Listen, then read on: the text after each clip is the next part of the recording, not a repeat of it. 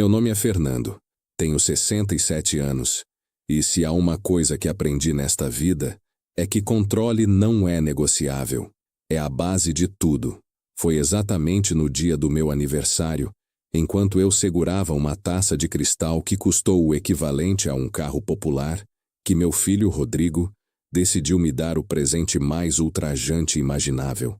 Lembro-me daquele cheiro opressor de lavanda e cera de móveis novos que permeava a sala principal da mansão na Zona Sul. Era um aroma de dinheiro velho, de poder estabelecido e, ultimamente, de luto fresco. Fátima se fora há quase um ano, e o silêncio que ela deixou preencheu os cômodos com uma frieza que nem o sol do Rio de Janeiro conseguia dissipar. Eu estava sentado à cabeceira da longa mesa de mogno, o mesmo lugar onde por décadas decidi o destino da construtora F. Lima, avaliada em centenas de milhões de reais. Meus 67 anos pesavam menos do que a pilha de contratos que eu havia revisado naquela manhã. Minha rotina era sagrada, cronometrada ao segundo. Acordar às 5:30, café preto sem açúcar, revisão dos números até o meio-dia. Qualquer desvio era punido com demissão sumária. Meus funcionários não me respeitavam, eles me temiam. E o medo, eu sempre soube, era um combustível muito mais confiável do que qualquer afeto. Rodrigo tentou organizar o que chamou de uma pequena reunião festiva.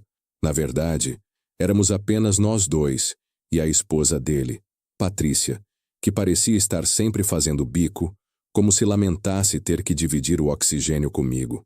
A tensão no ar era palpável, como se o ar-condicionado estivesse regulado para congelar a respiração. Rodrigo, meu único herdeiro, sempre foi uma decepção controlada. Ele tinha 34 anos e ainda não entendia que a fortuna que ele ansiava herdar não era um direito, mas um privilégio que eu permitia existir. Ele era fraco, um eterno estagiário na minha própria vida. Ele se levantou, limpou a garganta com um ruído patético e ergueu sua taça. Os olhos dele, que sempre evitei encarar por me lembrarem da covardia, estavam estranhamente fixos nos meus. Pai, ele começou, e a voz dele tremeu minimamente. Feliz aniversário de 67 anos. Você sabe o quanto te amamos e o quanto você trabalhou. Eu o observei com a sobrancelha arqueada. Eu sabia que a bajulação estava prestes a ceder lugar a um pedido de dinheiro, ou a uma tentativa de me forçar a endossar alguma ideia estúpida dele para a construtora. Eu estava preparado para a rejeição imediata, mas o que veio em seguida não foi um pedido, foi uma sentença. Ele inspirou fundo, Patrícia apertou a mão dele por debaixo da mesa e ele soltou quase num fôlêmetro. Mas agora, pai, as coisas mudam. Você precisa de descanso. Você não pode continuar assim. Fizemos todos os arranjos. O Dr. Ricardo confirmou tudo. Feliz aniversário, Fernando, você vai para o asilo. A frase flutuou no ar opulento, atingindo-me com a força de um soco no estômago. O asilo. 67 anos. O auge da minha capacidade de gestão. E meu próprio sangue estava me dando o bilhete de ida para uma clínica de repouso como se eu fosse um móvel velho e descartável. O choque foi tão intenso que, por um microsegundo, meu sistema de controle falhou. Senti um calor subir pelo meu pescoço, mas meu rosto permaneceu estoico. Eles esperavam uma explosão, um ataque cardíaco, um drama que justificasse a intervenção forçada. Mas eu sou Fernando Lima. Eu não explodo. Eu planejo. Olhei para Rodrigo. Eu não via o meu filho. Eu via um ladrão patético tentando me roubar na luz do dia. E eu olhei para Patrícia, que sorria com uma complacência insuportável, imaginando que as chaves da mansão já estavam no bolso dela. Repita isso, Rodrigo. Eu ordenei. Minha voz estava baixa, perigosamente calma. Pai, é para o seu próprio bem. O Dr. Ricardo disse que a construtora F. Lima é muito estressante para você agora. Organizamos um lugar maravilhoso, com jardins. Eles têm enfermeiros 24 horas por dia. O nome do Dr. Ricardo, meu advogado de confiança por mais de 20 anos, ressoou como um sino rachado em minha mente. A traição tinha mais de um nome. Você acha, eu disse sem mover um músculo além dos lábios, que pode me dar ordens? Você, que não consegue fechar a alça de uma mala sem a sua esposa ajudar, acha que pode me internar? O desprezo era um ácido. Eles não percebiam a gravidade do erro deles. Eles viam um viúvo envelhecendo. Eles não viam o predador que ainda mandava em tudo, incluindo na vida deles. Eles estavam tão focados em me calar que ignoravam o fato de que eu nunca havia assinado um documento que transferisse o meu poder, nem o meu dinheiro. Eu tomei um gole do vinho. Minhas mãos estavam firmes. Vocês acham que desmantelar a minha vida é tão simples quanto reservar um quarto e ligar para um médico? Rodrigo, encorajado pelo meu silêncio inicial, tentou avançar. O carro já está lá fora, pai. É melhor não dificultar as coisas. Eu soltei uma risada breve, seca, que quebrou o silêncio da sala. O que eles não sabiam é que as rodas que estavam girando não eram as do carro que me levaria para longe, mas sim as de um plano muito mais complexo, desenhado silenciosamente há anos para punir qualquer tentativa de tomar o meu controle. Meu asilo? Não, Rodrigo. O asilo era o seu futuro, e ele seria muito mais apertado do que você imagina. Mas, por enquanto, eu iria jogar o jogo deles. Eu deixaria que me levassem. Eu precisava de tempo, e eu precisava saber exatamente até onde a traição deles havia chegado. Meu contra-ataque começaria assim que eu pisasse fora da minha porta, e seria devastador. Eu me levantei. A cadeira pesada de mogno rangeu levemente no chão de mármore polido, um som de protesto na opulência sufocante. Eu tinha dado a minha palavra. Eu iria. Mas a concordância não veio da submissão, veio da necessidade de redefinir o campo de batalha. Eu precisava ver o que eles tinham feito. Rodrigo e Patrícia estavam visivelmente confusos com a minha calma. Eles esperavam o show de horrores que lhes daria a justificativa moral, o colapso do velhote que validaria o confisco. Em vez disso, encontraram a muralha de gelo. Muito bem, eu disse, limpando a boca com o guardanapo de linho. Já que insistem nessa experiência, suponho que haja um itinerário. Onde exatamente o filho obediente reservou a cela para o pai? Rodrigo engoliu em seco, mas a luz da vitória em seus olhos era inconfundível. É uma clínica de alto padrão em Vargem Grande, pai. Longe do barulho da cidade. O Dr. Ricardo nos ajudou a escolher o melhor lugar para a sua reabilitação. Ricardo, eu repeti saboreando o nome. Meu advogado de confiança. 20 anos de segredos compartilhados, de fraudes fiscais habilmente camufladas, de contratos bilionários garantidos. E ele se vendeu por um punhado de ações. O traidor seria a primeira peça a cair no meu tabuleiro. E os meus documentos, minhas senhas, meus livros contábeis. Minha voz permaneceu neutra, mas a pergunta era um arpão. Não se preocupe com nada disso, Fernando. Patrícia interveio, a voz escorrendo mel. Ela estava no controle agora. Rodrigo e eu vamos cuidar de tudo. Sua única tarefa é relaxar. Relaxar. Eu havia construído um império a partir do nada. Eu tinha 14 anos quando comecei a trabalhar em obras, sob o sol causticante, comendo sobras e sonhando com o dia em que o meu nome estaria na placa de metal brilhante de um arranha-céu. Eu consegui. A construtora F. Lima não era apenas uma empresa. Era a prova tangível de que o controle era absoluto. O meu olhar vagou pela sala. Aquele lustre de cristal murano comprado na nossa primeira viagem a Veneza, quando Fátima ainda estava comigo. Fátima, a única pessoa que alguma vez conseguiu me fazer abaixar a guarda. Sentia a ausência dela como um membro fantasma. Ela era a bússola moral de Rodrigo. Sem ela, ele se tornou apenas o fraco que eu sempre soube que ele seria. Lembrei-me dos sacrifícios. Anos a fio, trabalhando 18 horas por dia, ignorando o câncer silencioso de Fátima nos estágios iniciais, porque não era a hora de fraquejar. Todo esse esforço para garantir que Rodrigo, o meu único filho, tivesse uma vida onde felicidade não fosse apenas uma palavra vazia, mas um direito adquirido. E essa era a recompensa. A internação forçada, orquestrada por ele e pela esposa ambiciosa. Eu os permiti me guiarem para fora. A mansão na Zona Sul, com seus mais de 2.000 metros quadrados de área construída, parecia agora uma cápsula do tempo, um monumento à ambição que se voltara contra o Criador. Cada metro quadrado representava um negócio arriscado que eu fechei, um inimigo que eu esmaguei, ou uma noite sem dormir ao lado de Fátima. Ao passarmos pela porta principal, onde o porteiro José parecia evitar o meu olhar, notei um carro preto e discreto. Não era um dos carros da empresa. Era um sedã de luxo com vidros fumê, de uma locadora que eu não reconheci. A precaução deles era um sinal de que a trama era mais profunda do que parecia. Eles não queriam deixar rastros diretos.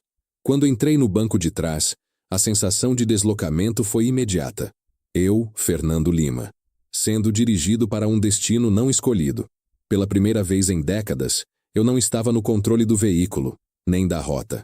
Sentei-me ereto, o cheiro de couro novo no ar. Rodrigo sentou-se ao meu lado, fingindo conforto. Vai ser bom, pai. Para você e para nós. Finalmente poderemos reestruturar a F. Lima, trazer ideias novas. A presunção dele era estonteante. Ideias novas. Ele achava que podia gerenciar a complexidade de uma construtora multinacional, como quem gerencia uma banca de jornal. Eu não respondi.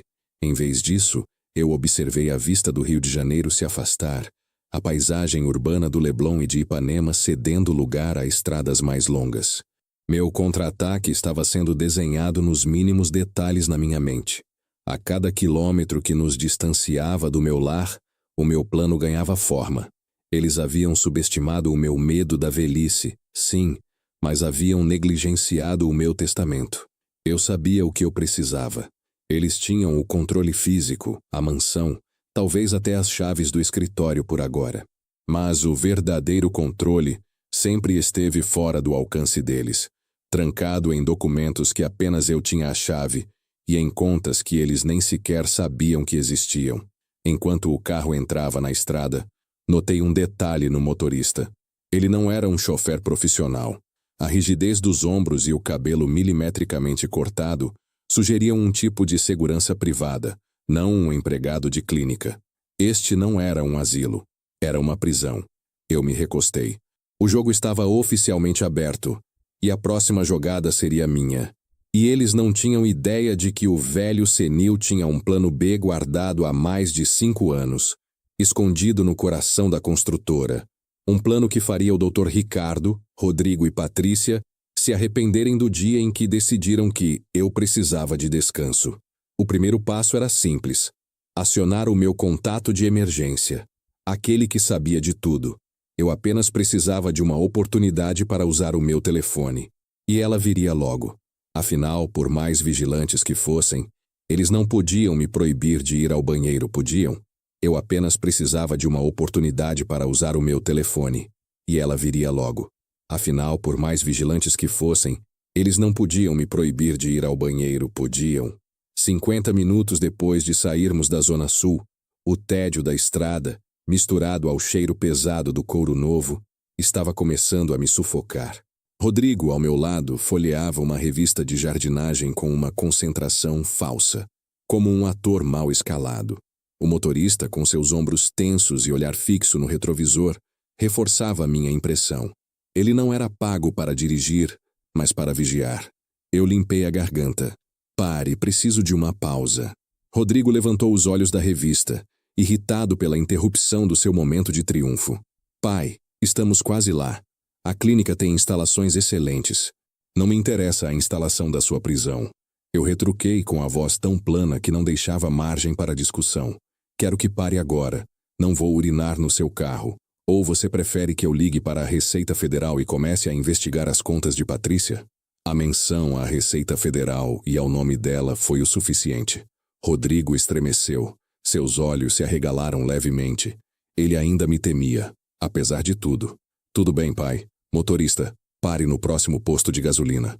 O motorista hesitou por um segundo, claramente olhando para Rodrigo em busca de uma confirmação. E só obedeceu quando meu filho acenou, engolindo em seco. Isso confirmou minha suspeita. O motorista respondia a um comando mais alto, e Rodrigo, embora fosse o herdeiro, ainda era um subordinado moral. No posto eu insisti em ir sozinho, alegando que precisava de privacidade. Rodrigo tentou me seguir, mas eu o encarei com o meu olhar mais frio, aquele que usava para demitir executivos de alto escalão. Você vai ficar aí, Rodrigo. Não me faça perder o pouco de paciência que ainda me resta. Ele recuou. Entrei no banheiro sujo do posto, um contraste gritante com o mármore da minha casa. Tranquei a porta e, agindo com a velocidade e precisão que a idade ainda não havia roubado, tirei do bolso interno do meu casaco, costurado sob medida, o meu segundo celular. Não era um smartphone elegante. Era um modelo antigo, de teclas, que rodava apenas um aplicativo criptografado e servia unicamente para comunicação de emergência. Eu digitei a sequência de 10 dígitos memorizada. Era o número do meu gerente de operações mais fiel, um homem que entendia que lealdade à construtora F. Lima significava lealdade a mim, Fernando. A chamada foi atendida no segundo toque. O que houve? A voz do outro lado estava tensa. Eu preciso que você execute o protocolo Gama 7, eu murmurei, mantendo a voz baixa para abafar o eco do banheiro. O protocolo Gama 7 era o meu plano de contingência para um golpe interno. Envolvia a transferência imediata de 10% do capital de giro da construtora para uma conta offshore, no Panamá, travando o fluxo de caixa o suficiente para paralisar as operações e impedir qualquer gasto imediato de grandes somas por parte de um usurpador. Houve um silêncio preocupante na linha. Senhor Fernando, eu não posso fazer isso. Meu controle quase falhou. O quê? Por que não pode? É uma ordem direta. Você tem a procuração. Eu não a tenho mais, senhor. Ela foi revogada. 4 dias atrás. Senti o chão girar, mas me forcei a respirar. 4 dias. Eles haviam planejado isso antes mesmo do meu aniversário. Revogada por quem? Ricardo? Perguntei, o nome do advogado cuspido com veneno. Não, senhor. Foi assinado pela doutora Patrícia Lima, sua nora. Ela anexou um parecer do novo consultor jurídico, o doutor Fábio Silveira. O documento citava risco de segurança interna e necessidade de reestruturação do acesso digital da diretoria executiva. Patrícia. Ela sempre foi mais esperta, mais calculista que Rodrigo. Enquanto ele sonhava em herdar, ela trabalhava ativamente para desmantelar. E o Dr. Fábio, um nome novo, um lobo jovem que não tinha laços com as minhas histórias de sucesso, apenas com o dinheiro que Patrícia lhe prometera. Eles não apenas haviam me tirado as chaves da mansão, eles haviam me tirado a chave do meu cofre digital. Pela primeira vez em décadas, senti o frio da impotência, não a raiva purificadora. Me diga exatamente o que foi revogado, eu exigi. Todas as procurações digitais de acesso remoto para transações acima de R$50 mil. Apenas o acesso físico ao sistema interno aqui na sede. Ainda tem o seu registro mestre, mas ele está congelado para revisão interna de segurança. Eles me forçaram a sair da cidade para que eu não pudesse ir ao escritório. Eles sabiam que eu só assinava digitalmente, nunca pessoalmente. A jogada era cirúrgica. Mantenha a discrição. Eu finalizei antes de desligar. Não diga a ninguém que eu liguei. Execute o protocolo Delta 2. Deixe as contas pequenas abertas e comece a vazar informações sensíveis sobre os concorrentes. Lentamente. O protocolo Delta 2 era a minha cortina de fumaça. Se eu não podia congelar meu dinheiro, eu congelaria o mercado. Saí do banheiro com uma expressão de contrariedade, mas sem trair a catástrofe que acabara de descobrir. Rodrigo estava impaciente ao lado do carro. Demorou, pai, vamos. O resto da viagem foi silencioso, mas meu silêncio havia mudado de arrogância para estratégia de guerra. Eu havia subestimado Patrícia. Chegamos à Vargem Grande. O lugar era de fato opulento. Cercas altas, jardins ingleses exagerados e a placa de latão gravada. Recanto da Serenidade. A ironia era um insulto. Fomos recebidos por uma mulher jovem, vestida com um uniforme de grife, mas que parecia ter a postura de uma general. Ela se apresentou como Coordenadora Lúcia e falava com a voz doce e monocórdica de quem segue um script. Bem-vindo, Sr. Fernando, ela disse, sorrindo de forma muito ampla. Seus olhos, no entanto, estavam fixos em mim com uma vigilância intensa. Sua suíte está pronta. É a mais reservada, exatamente como seus cuidadores pediram. Enquanto Lúcia me guiava, Notei pequenos detalhes que reforçavam a sensação de prisão. As janelas, embora grandes e com vista para a Mata Atlântica, eram feitas de um vidro laminado extra espesso. Não havia chaves nas portas internas. E, ao longe, ouvi um som que não combinava com um retiro de luxo. Um bip seco, constante, que me lembrou de um sistema de segurança de alta precisão. Na minha suíte, luxuosa e esterilizada, Patrícia já estava nos esperando. Ela colocava algumas roupas minhas dobradas dentro de um armário, com uma familiaridade que me repelia. Confortável, não é, pai? Ela perguntou, virando-se, o mesmo sorriso insuportável de complacência. Eu me sentei na cama, pesada e firme. Olhei para o relógio na parede. Eram exatamente 3h17 da tarde. Patrícia, eu disse, observando o reflexo frio em seus olhos. Sua mãe nunca teria permitido que você fizesse isso. O sorriso dela vacilou, mas ela se recuperou rapidamente. Minha mãe teria entendido que isso é para o seu próprio bem, Fernando. E não se preocupe com seus documentos. Eu os guardei em um lugar seguro. Temos que ter certeza de que você relaxe completamente. O Dr. Fábio nos aconselhou a fazer uma auditoria completa de seus ativos, por segurança. O nome do novo advogado, Fábio, reverberou na sala. Ele não era um aliado. Era a arma legal que Patrícia havia apontado para a minha cabeça. Eles haviam me tirado o acesso digital e me confinado fisicamente. O próximo passo lógico seria tomar meus bens mais tangíveis. Eu sabia que, em breve, eles fariam uma varredura nas minhas propriedades em busca dos meus testamentos secretos e das chaves de segurança. O jogo territorial havia começado. Eu precisava sair dali, e rápido. Mas antes, eu precisava testar os limites dessa nova prisão e entender o que exatamente havia sido roubado. Eu precisava saber onde estavam as minhas chaves físicas, aquelas que nem Patrícia, nem Rodrigo, nem o Dr. Fábio poderiam bloquear com uma procuração digital.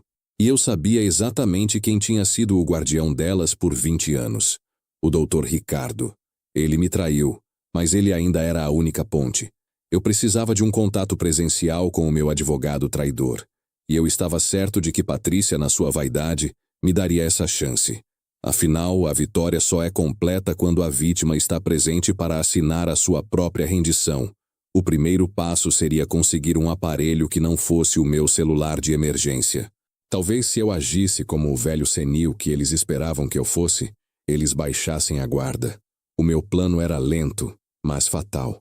A próxima jogada seria pedir um livro. E nele, eu esconderia o meu primeiro pedido de socorro de verdade. Eu me sentei na cama, pesada e firme, e observei Patrícia. O nome do Dr. Fábio Silveira, o novo conselheiro jurídico, ainda ecoava como um grito de guerra não proferido. Eles haviam antecipado meus movimentos digitais, mas eu confiava nas minhas defesas físicas. Ninguém, nem mesmo Fátima, sabia onde eu guardava as chaves de acesso aos meus bens mais importantes. Relaxe, Fernando, Patrícia insistiu, fechando o armário e virando-se com aquele sorriso irritante de superioridade. O Dr. Fábio é um perito em reestruturação. Ele vai proteger o seu patrimônio de incômodos legais.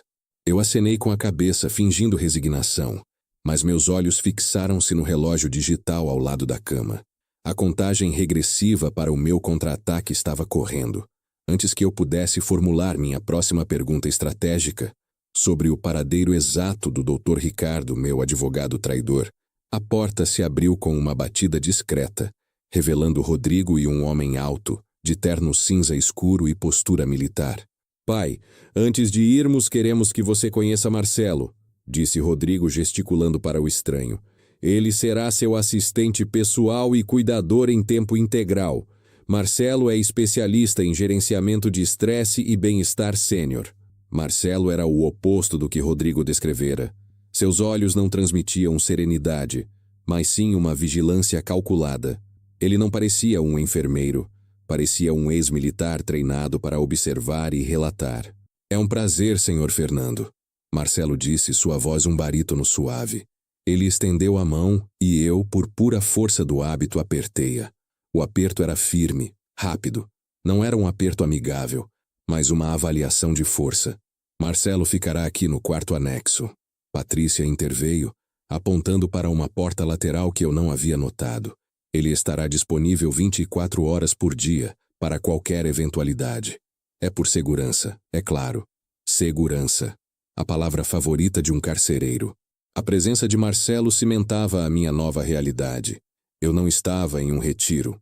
Eu estava em uma prisão de luxo com vigilância constante. Patrícia e Rodrigo se despediram com a frieza de quem cumpre um dever desagradável, prometendo retornar em breve. Assim que a porta principal da suíte se fechou e o clique magnético se fez ouvir, restamos apenas Marcelo e eu. Eu decidi testar a barreira imediatamente. Marcelo, eu disse levantando-me lentamente e caminhando até a mesa de trabalho que estava impecavelmente limpa. Você poderia providenciar um livro para mim? Meu exemplar da primeira edição de Os Sertões, de Euclides da Cunha. Está na minha biblioteca pessoal na Zona Sul, seção de literatura brasileira. É urgente. Marcelo não moveu um músculo. Ele estava ocupado arrumando com precisão cirúrgica uma garrafa de água mineral importada na mesinha de cabeceira. Senhor Fernando, a senhora. Patrícia deixou instruções claras. Qualquer item solicitado de fora deve ser aprovado por ela e pelo Dr. Fábio, para garantir que não haja fontes de estresse desnecessárias. Ele sorriu. Era um sorriso vazio. Vou registrar o seu pedido, mas duvido que ele chegue antes de terça-feira. Terça-feira. 3 dias. Eles estavam tentando me isolar, não apenas fisicamente, mas também mentalmente. Eu me recostei na poltrona. Meu corpo de 67 anos sentia a urgência da situação, mas minha mente insistia na calma. Eu precisava de acesso ao meu carro. Meu carro era a minha extensão, o meu meio de escapar e o meu escritório móvel. Se eu pudesse dirigir até o centro, eu poderia ir ao arquivo da construtora e acessar o que eles não poderiam bloquear digitalmente. A minha chave mestra para o cofre de títulos físicos. Naquela noite, depois de um jantar insípido trazido por uma enfermeira robótica e sob o olhar persistente de Marcelo, eu fingi sono profundo. O quarto anexo estava silencioso. Às 3 da manhã, hora que eu conhecia bem dos meus anos de gestão de crise, eu me levantei. Meus movimentos eram lentos e silenciosos. Usei a pouca luz vinda da janela de vidro laminado. Fui até a minha mala, aberta sob a supervisão de Patrícia. Revirei as peças de roupa. Eu tinha um casaco de cachemire específico, feito sob medida em Milão, que tinha um bolso interno secreto, selado por uma costura tripla, onde eu sempre guardava as chaves de emergência do meu sedã blindado, o Mercedes S600. Eu não confiava em nada que não estivesse sob o meu controle físico. Localizei o casaco. Com uma navalha de unha afiada que eu havia guardado meticulosamente, rasguei o ponto de costura. Não demorou mais do que 5 segundos. Estendi a mão. O bolso estava vazio. Parei, o corpo tenso na escuridão. O gelo que eu mantinha no meu peito começou a derreter. Não era possível. Apenas Fátima sabia daquele bolso. E mesmo assim, apenas em teoria. Eu me apressei até a outra peça de bagagem, a maleta de couro onde eu guardava meus papéis. Havia um compartimento com fundo falso, onde eu deixava a chave reserva de todo o complexo residencial da Zona Sul, incluindo a garagem climatizada onde o Mercedes estava estacionado. Abri o compartimento falso, vazio. Sentei-me na beira da cama, a respiração presa na garganta. Patrícia não estava apenas agindo por ganância. Ela havia feito uma pesquisa de campo minuciosa. Ela havia invadido cada um dos meus pequenos segredos físicos. Ela havia antecipado não apenas que eu tentaria usar meu celular, mas também que eu tentaria fugir dirigindo. A ausência das chaves era mais do que um inconveniente. Era a prova de que Patrícia era a oponente que eu nunca imaginei que enfrentaria. Ela era mais fria, mais metódica do que Rodrigo poderia sonhar em ser. Ela havia me desarmado fisicamente e legalmente em menos de uma semana. Pela primeira vez em minha vida, em 67 anos de domínio inabalável, não senti raiva. Senti um frio paralisante que era quase a sombra do medo. O medo de que talvez eu tivesse esperado demais para reconhecer o perigo real. A jogada dela me forçava a uma conclusão inevitável. Fugir do recanto da serenidade Não seria uma questão de encontrar uma porta aberta. Seria uma operação complexa de evasão. Eu me deitei novamente, fingindo o sono do velho senil. Marcelo não havia se movido do quarto anexo. Eu podia sentir a presença dele através da parede. Eu tinha que mudar a estratégia de fuga para a estratégia de contato. Se eu não podia sair, eu faria com que alguém viesse até mim. A vitória de Patrícia era baseada em isolamento. Minha única chance era quebrar esse isolamento. E para isso, eu precisava de um pretexto inquestionável. Eu precisava acionar a única pessoa que, por lei, eles teriam que me permitir ver. O meu advogado. O traidor. Eu fechei os olhos. Ricardo. Ele me devia 20 anos de lealdade. E ele pagaria por essa traição. E Patrícia, na sua vaidade de vencedora, logo me daria o que eu precisava. Ela precisava do meu autógrafo em alguma papelada para legitimar o roubo. Ela precisaria de Ricardo para orquestrar essa reunião. Eu esperaria, mas eu precisava de um plano para o momento em que Ricardo estivesse na sala, sob vigilância. Eu precisava de algo que passasse despercebido por Patrícia e Marcelo. Eu precisava de algo analógico. Eu passaria a manhã seguinte reclamando da qualidade da comida. Eu daria a eles o show do velho insuportável. E então, eu faria o meu pedido. Eu precisava que me trouxessem algo, qualquer coisa do escritório da F. Lima, sob o pretexto de resolver um problema urgente e inevitável de última hora. Algo que Patrícia pensasse ser inofensivo.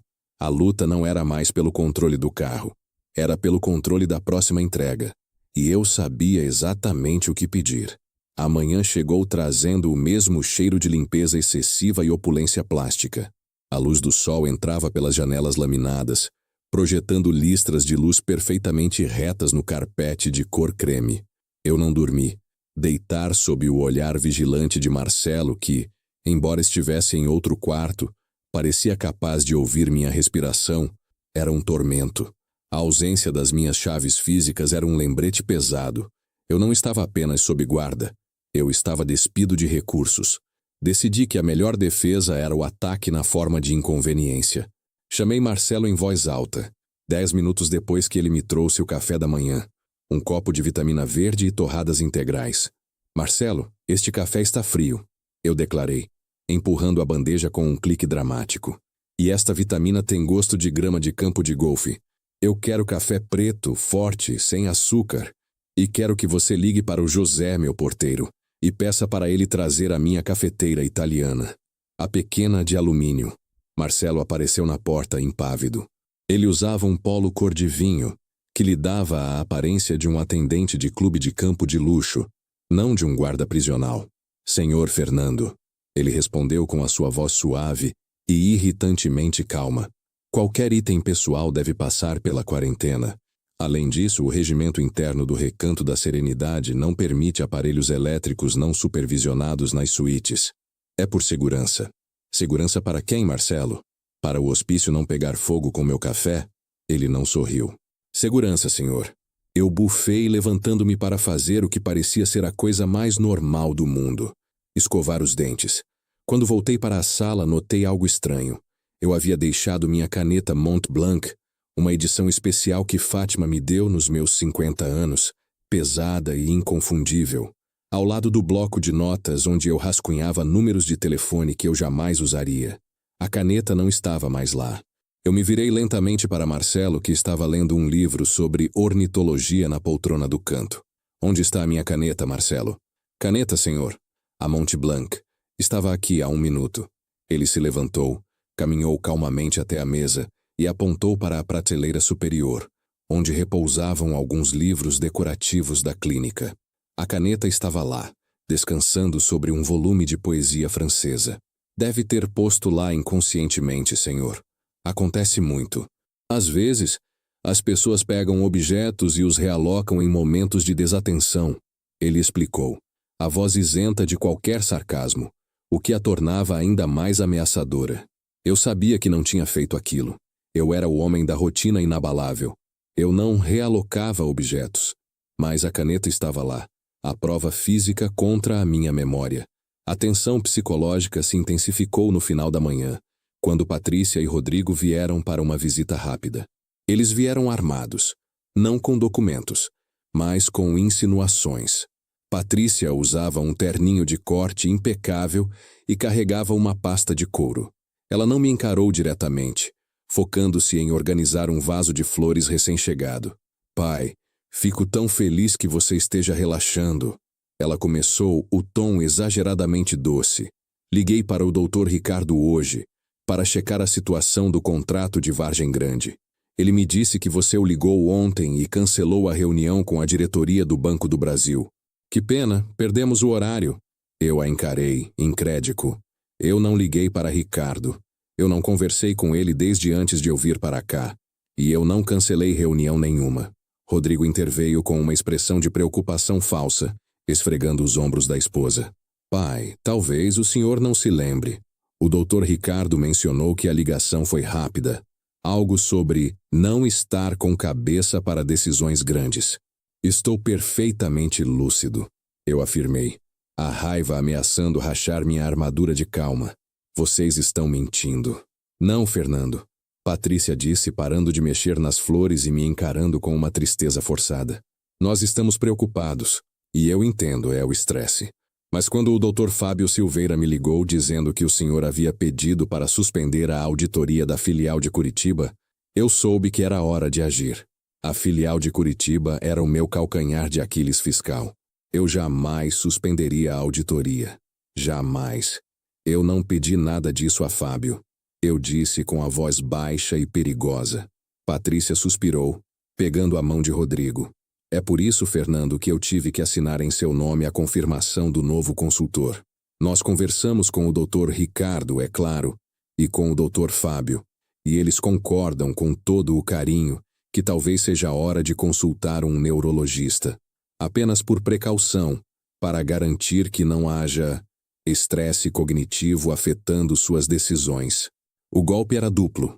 Primeiro, forçavam-me a duvidar de minha própria memória. A caneta, as ligações. Segundo, pavimentavam o caminho para uma declaração de incapacidade mental que lhes daria o controle legal total, desfazendo qualquer testamento que eu tivesse deixado. Eu percebi a frieza e a eficácia da estratégia de Patrícia. Ela não estava apenas roubando. Ela estava me desmontando pedaço por pedaço, mentalmente e legalmente. O medo de ser declarado incompetente era maior do que o medo da prisão. O controle era a minha identidade. Tirá-lo era me aniquilar. Eu me recostei, fechando os olhos por um segundo, fingindo exaustão. Era a performance que eles esperavam. Tudo bem, eu murmurei, parecendo vencido. Se a minha saúde é a prioridade, eu vou cooperar. Mas vocês sabem que, mesmo internado, o trabalho não para. Eles ficaram alertas, antecipando o que eu pediria. A construtora F. Lima não é uma barraquinha de pastel, Rodrigo. Existem detalhes que só eu conheço. E o Dr. Fábio, com todo o respeito, é um jovem que ainda não compreende a complexidade das nossas operações. Existe uma pendência referente a um terreno na Barra, que envolve 25 milhões de reais. Eu preciso da documentação física para checar uma cláusula. Eu usei uma terminologia técnica chata e precisa. Patrícia não conseguiria refutá-la sem parecer ignorante. O que exatamente, pai? Rodrigo perguntou, engolindo a isca. O livro Razão D, volume 37 do Arquivo Morto. Contratos de 2012. É um livro grande de capa verde escura. Não permitam que o Dr. Fábio toque nele. Apenas eu sei onde está a informação que preciso. Se não resolvermos isso até quarta-feira, podemos perder o processo. O livro Razão D.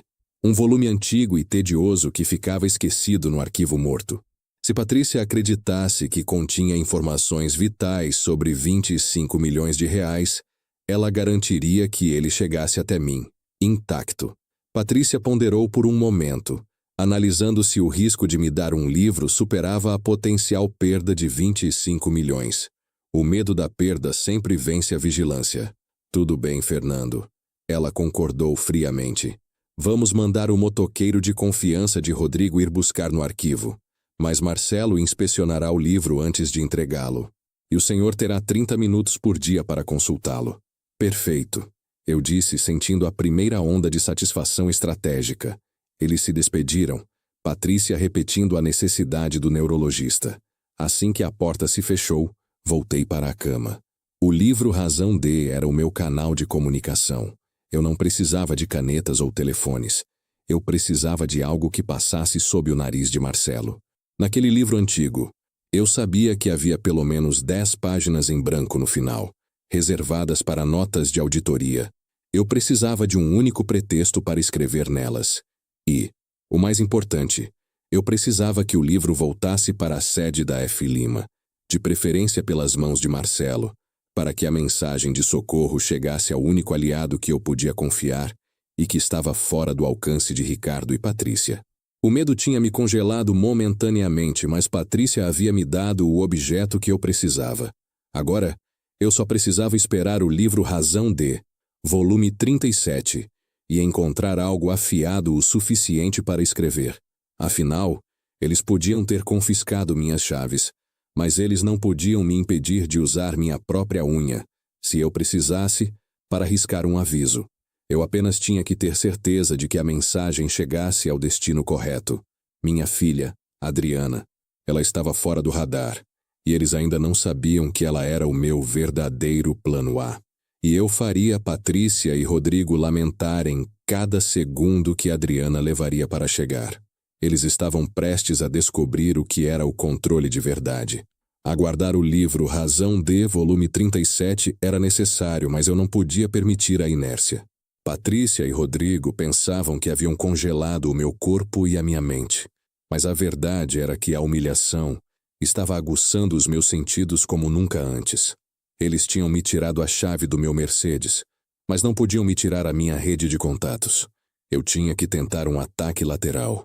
Eu precisava de um aliado externo, alguém que entendesse o peso de Fernando Lima no tabuleiro de xadrez do Rio de Janeiro. Não um subordinado como o meu gerente, cuja procuração havia sido revogada, mas um par. Alguém que me temesse e me respeitasse, mesmo sendo um inimigo. Pensei em Octávio Matarazzo. O velho tubarão era dono da construtora Matarazzo, nossa principal concorrente por 3 décadas. Octávio e eu tínhamos uma relação complexa, forjada no fogo de batalhas de licitação e acordos secretos de bastidores. Ele respeitava o meu controle, e eu sabia que ele adoraria ver a F. Lima em minhas mãos novamente, em vez de nas mãos vacilantes de Rodrigo.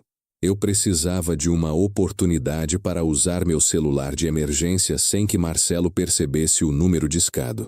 Naquela mesma tarde, após o almoço, uma sopa de abóbora que parecia ter saído diretamente de um hospital. Usei o pretexto da digestão. Marcelo, eu chamei, fingindo um gemido leve. Preciso tomar a minha medicação. Sabe, o Dr. Ricardo insistiu que eu tomasse o digestivo em um momento de absoluta privacidade. Ordens médicas, você sabe. Marcelo hesitou, mas ordens médicas, mesmo falsas, eram um trunfo. Ele não podia arriscar a responsabilidade de uma recusa, especialmente vindo de um homem que, em teoria, ainda valia centenas de milhões de reais. 30 segundos, Sr. Fernando. Ele concedeu, virando-se para dar-me as costas e encarar a paisagem da Mata Atlântica, mas mantendo a postura tensa. Foi tempo suficiente. Eu peguei o celular de teclas do bolso interno da calça e digitei o número direto de Octávio. Eu não usei criptografia. Eu precisava de velocidade. Octávio. Eu murmurei quando ele atendeu, a voz rouca e baixa. É Fernando Lima. Escute com atenção. Estou em Vargem Grande. Eles tentaram me forçar a uma reabilitação, mas é um golpe. Rodrigo e Patrícia, com a ajuda de Ricardo, estão tentando tomar a F. Lima. Eu preciso de um encontro. Agora. No seu clube. Houve um silêncio carregado do outro lado. Octávio me conhecia o suficiente para saber que eu não ligaria para ele, a menos que o mundo estivesse em chamas. Fernando, ele respondeu a voz profunda. Você sabe que somos rivais. Por que eu me envolveria? Porque a F. Lima está prestes a implodir nas mãos de amadores, e a sua construtora será a próxima. Eu tenho informações sobre a licitação do porto, que valem pelo menos 50 milhões de reais, e que eu só entrego pessoalmente. Amanhã de manhã, se eu não aparecer, você perde o negócio. Se você não vier, você perde a chance de me dever um favor. O silêncio foi quebrado por um suspiro pesado de Octávio. Poder sobrepor o dinheiro. Eu o peguei no ponto fraco. Onde e que horas? Ele perguntou. 9 da manhã, sala privativa do seu clube. Eu direi que estou agendando um check-up médico. Marcelo não vai desconfiar. Desliguei antes que Marcelo se virasse e guardei o celular. Meu coração batia com a adrenalina de um homem de 20 anos que acabara de fechar seu primeiro grande negócio. Na manhã seguinte, preparei-me como se fosse para uma reunião de diretoria que decidiria o destino de milhares de vidas. Coloquei meu melhor terno, ajustado e caro, e insisti para que Marcelo me levasse pessoalmente ao consultório médico que eu havia agendado. Eu usaria a desculpa do check-up para ir até o clube de Octávio. Marcelo me levou em um carro discreto, mas ao chegar no Leblon, o motorista recebeu uma ligação. Senhor Fernando, o Dr. Ricardo nos ligou. Parece que o consultório médico teve uma emergência e remarcou para amanhã. Peço desculpas. Vamos retornar à clínica. Meu estômago gelou. Eles estavam monitorando meus passos, mas eu não podia ceder. Não, eu ordenei com a voz firme. Já que estamos na Zona Sul, preciso passar no banco. Tenho que autenticar um documento de Fátima. É um assunto pessoal, sensível, e que não pode esperar. Eu inventei o pretexto mais melancólico possível, apelando à memória de Fátima. Marcelo hesitou, mas a menção de Fátima, o lado pessoal da minha vida que eles fingiam respeitar, funcionou como um escudo. Tudo bem, senhor Fernando, mas eu irei com o senhor e esperarei na recepção. O clube de Octávio ficava a apenas 10 minutos de carro do banco. Pedi para o motorista me deixar na frente do Banco do Brasil e insisti que Marcelo esperasse no carro, argumentando que a presença dele era desnecessária para um simples balcão de autenticação. Eu não estava pedindo para ele me deixar ir sozinho, apenas para esperar no carro. Marcelo anuiu, mas sua expressão me dizia que ele reportaria cada segundo. Corri para o clube a poucos metros de distância. Octávio Matarazzo me esperava na sala privativa, um ambiente de couro e charutos importados. Ele não estava relaxado. Fernando, você parece... Bem, ele disse, analisando meu terno impecável. Eu sou Fernando Lima, Octávio. Eu sempre pareço bem. Agora me escute. Rodrigo está desmantelando a F. Lima, vendendo ativos valiosos em leilões ilegais. Eu preciso de um empréstimo ponte de 20 milhões de reais, transferido para uma conta no Panamá até o final da semana, para que eu possa acionar o meu plano B, o único que Ricardo não conhece. Em troca, você terá a minha informação sobre o porto e um contrato de parceria de 20 anos, uma vez que eu retome o controle. Eu expus o plano de forma concisa e brutal. Octávio ouviu, seus olhos fixos nos meus, calculando o risco e o benefício. O plano era arriscado, mas a recompensa era a dominação de um setor. É um risco enorme, Fernando. O que me garante que você não será declarado incapacitado antes de me pagar? Ele perguntou, franzindo a testa. Antes que eu pudesse responder, a porta da sala privativa se abriu suavemente, e Patrícia entrou. Ela não estava com o semblante de executiva. Ela usava um vestido leve, casual, e carregava um pequeno envelope na mão. Papai Fernando! Ela exclamou com uma alegria estridente que era completamente falsa. Ela caminhou rapidamente até mim, ignorando Octávio, e ajeitou a gola do meu terno com uma familiaridade condescendente. Desculpe a interrupção, senhor Matarazzo, Patrícia disse, virando-se para o rival com um sorriso forçado. Mas o papai se esqueceu completamente que ele tem uma consulta importante de rotina cognitiva hoje. Ele anda um pouquinho esquecido. Octávio, que estava prestes a pegar o copo para selar nosso acordo, parou o movimento. O olhar dele mudou de respeito para piedade. Ele me disse que estava vindo ao banco. Eu refutei, minha voz elevada pela indignação. Patrícia, saia daqui. Estamos em reunião de negócios. Patrícia riu, um som doce e condescendente. Ah, reunião de negócios. Fernando, querido, você se lembra do que o Dr. Ricardo disse? Nada de estresse, nada de números grandes. Lembra-se que ontem você estava convencido de que o nosso motorista era um espião do governo? Ela não estava me confrontando. Ela estava me gerenciando. Ela estava pintando a cena perfeita do velho senil, desorientado, que mal conseguia distinguir a realidade da paranoia. Ele está perfeitamente lúcido. Octávio interveio, parecendo desconfortável. Claro que está, Sr. Matarazzo. Patrícia concordou sem perder a calma. Ela estendeu o envelope que segurava. É que ele tem tido alguns lapsos. Por exemplo, ele nos pediu ontem para procurarmos por um livro razão D com um mapa de tesouro no arquivo da construtora. Ele estava tão agitado que mal conseguimos acalmá-lo. O livro razão D. Ela havia torcido o meu pedido, transformando uma necessidade contábil em delírio de velhice. Eu não pedi um mapa de tesouro, sua mentirosa. Eu gritei, levantando-me abruptamente. A tensão psicológica me fez perder o controle físico por um segundo. Patrícia não recuou. Ela me tocou no braço, um toque levemente opressor. Calma, papai Fernando. O motorista está lá fora. Vamos para o nosso check-up. Não podemos atrasar a sua medicação, não é mesmo? Octávio Matarazzo olhou para mim, depois para Patrícia, e o desinteresse substituiu a ganância em seus olhos. A negociação estava morta. Não se negocia com um homem que é tratado como criança em público. Eu lamento a interrupção, Patrícia. Octávio disse friamente, levantando-se.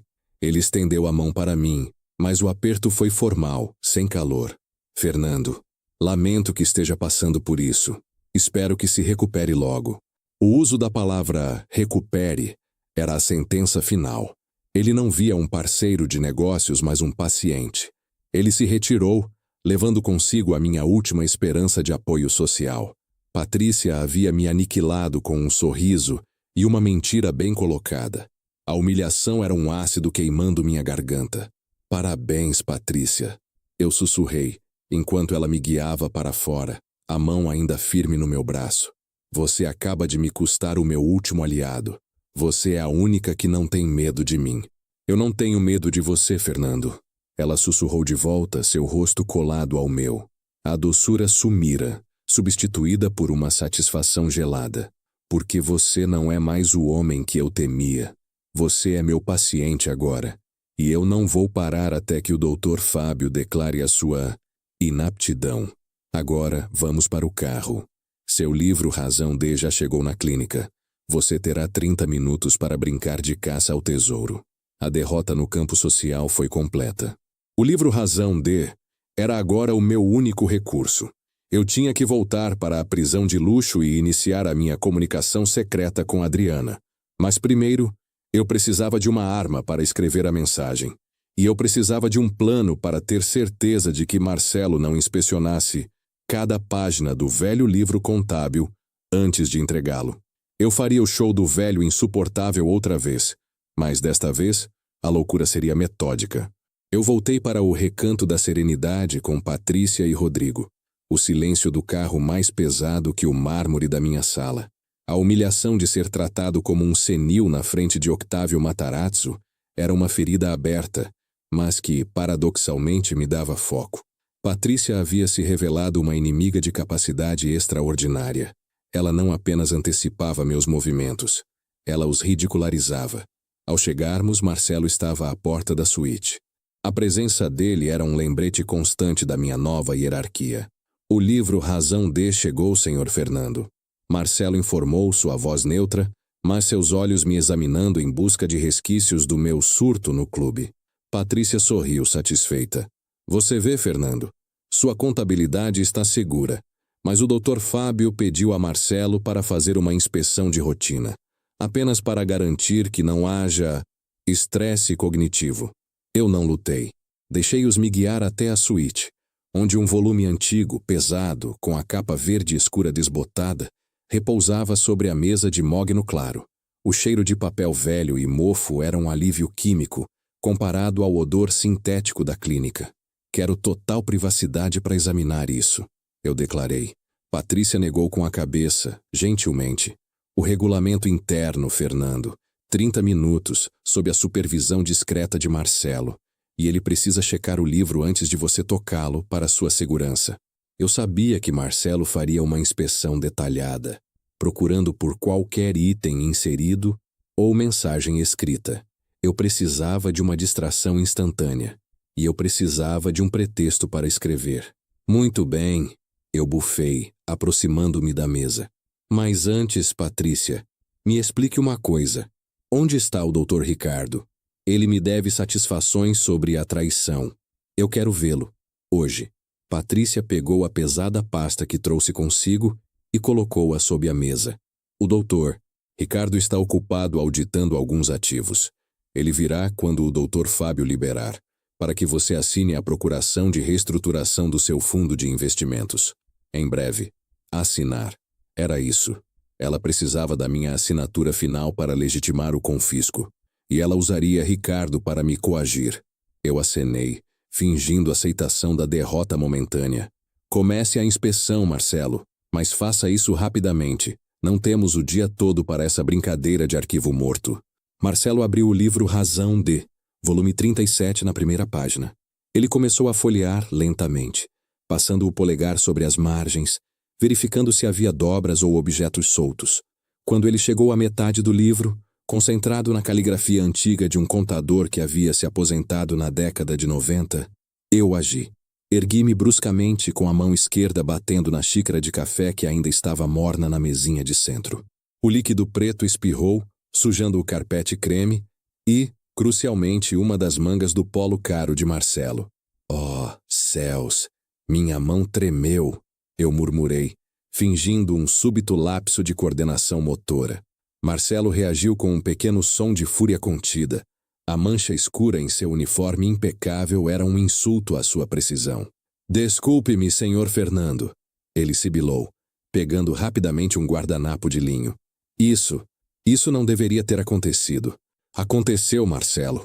Eu insisti com a voz ligeiramente trêmula. Agora vá limpar isso. Você não vai querer que a Patrícia veja a sua ineficiência. Ele hesitou, olhando para o livro e depois para a mancha. A reputação para homens como ele era tudo. Com um suspiro audível, ele colocou o livro Razão de sobre a mesa e correu para o banheiro anexo. Foi a minha chance. Não mais de 5 segundos. Minha mão direita, que estava escondida sob a mesa, saiu. Eu havia passado a manhã afiando a ponta do meu polegar na parte de baixo da cabeceira de mogno, criando um pequeno bisturi de unha. Eu já havia identificado as páginas em branco no final do livro Razão de. Eu abri na penúltima página. Com movimentos rápidos, mas controlados, comecei a riscar a superfície. Não com tinta, mas com pressão e corte, gravando sulcos na fibra do papel. Eu não podia escrever uma frase completa. Tinha que ser código. Eu escrevi uma letra grande quase ilegível na parte inferior da página em branco. A letra A. Depois, 3 números. 9, 12, 6. Adriana. 9, 12, 6. O código do meu cofre pessoal mais seguro, aquele que só Fátima e eu conhecíamos, era a chave para o plano A. Eu fechei o livro no momento exato em que ouvi a descarga do banheiro. Marcelo voltou, o polo ainda úmido, mas limpo. Ele me encarou. O senhor tocou no livro? Não, Marcelo. Eu menti, a calma voltando à minha voz. Apenas observava. Você vai desperdiçar meu tempo olhando esse livro por mais quanto tempo? Ele retomou a folhagem. Chegou às páginas em branco, mas o foco dele estava nas bordas em busca de objetos. Os riscos feitos pelo meu unhalete não eram visíveis a um olhar superficial. Ele folheou as últimas 10 páginas em branco em menos de 2 segundos. Limpo, ele declarou, e então me deu o livro.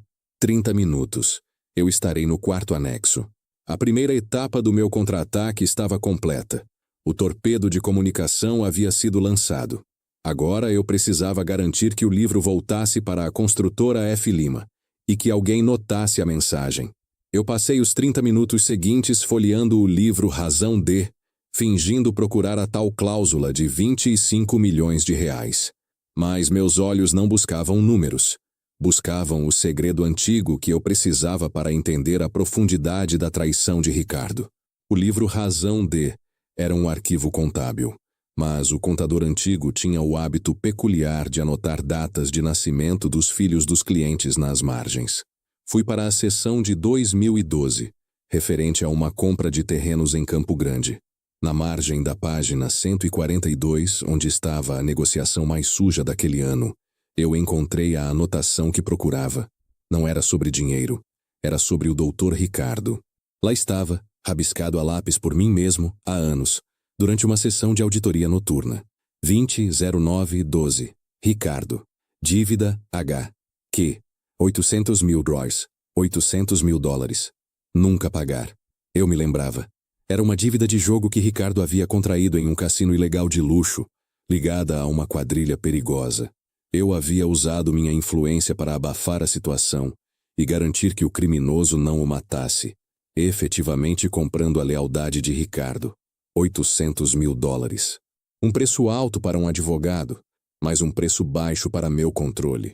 Se Ricardo havia me traído, ele havia recebido muito mais do que ações ou dinheiro de Patrícia. Ele havia recebido a promessa de Patrícia de liquidar aquela dívida, removendo a minha alavancagem sobre ele e garantindo a liberdade dele da minha prisão. Patrícia não era apenas esperta, ela era uma investigadora de primeira classe. Ela havia encontrado o elo fraco na minha corrente de lealdade. Ela não apenas o subornou, ela o libertou de mim. A raiva borbulhou. Ela estava jogando um jogo em que eu era o troféu. Ao final dos 30 minutos, Marcelo voltou. Tempo esgotado, Sr. Fernando. O livro precisa ser guardado. Eu fechei o livro razão D com força. Esse livro é inútil, eu gritei atirando-o na mesa de maneira dramática. Eu pedi o volume 37, mas essa porcaria aqui é o 38. Os contratos estão trocados. É por isso que os negócios estão indo para o buraco. Rodrigo e essa sua secretária nova são incompetentes. Eu sabia que era o volume correto, mas a encenação era crucial. Eu precisava forçar a devolução imediata do livro para a sede da construtora, onde alguém fiel ainda pudesse estar trabalhando no arquivo morto.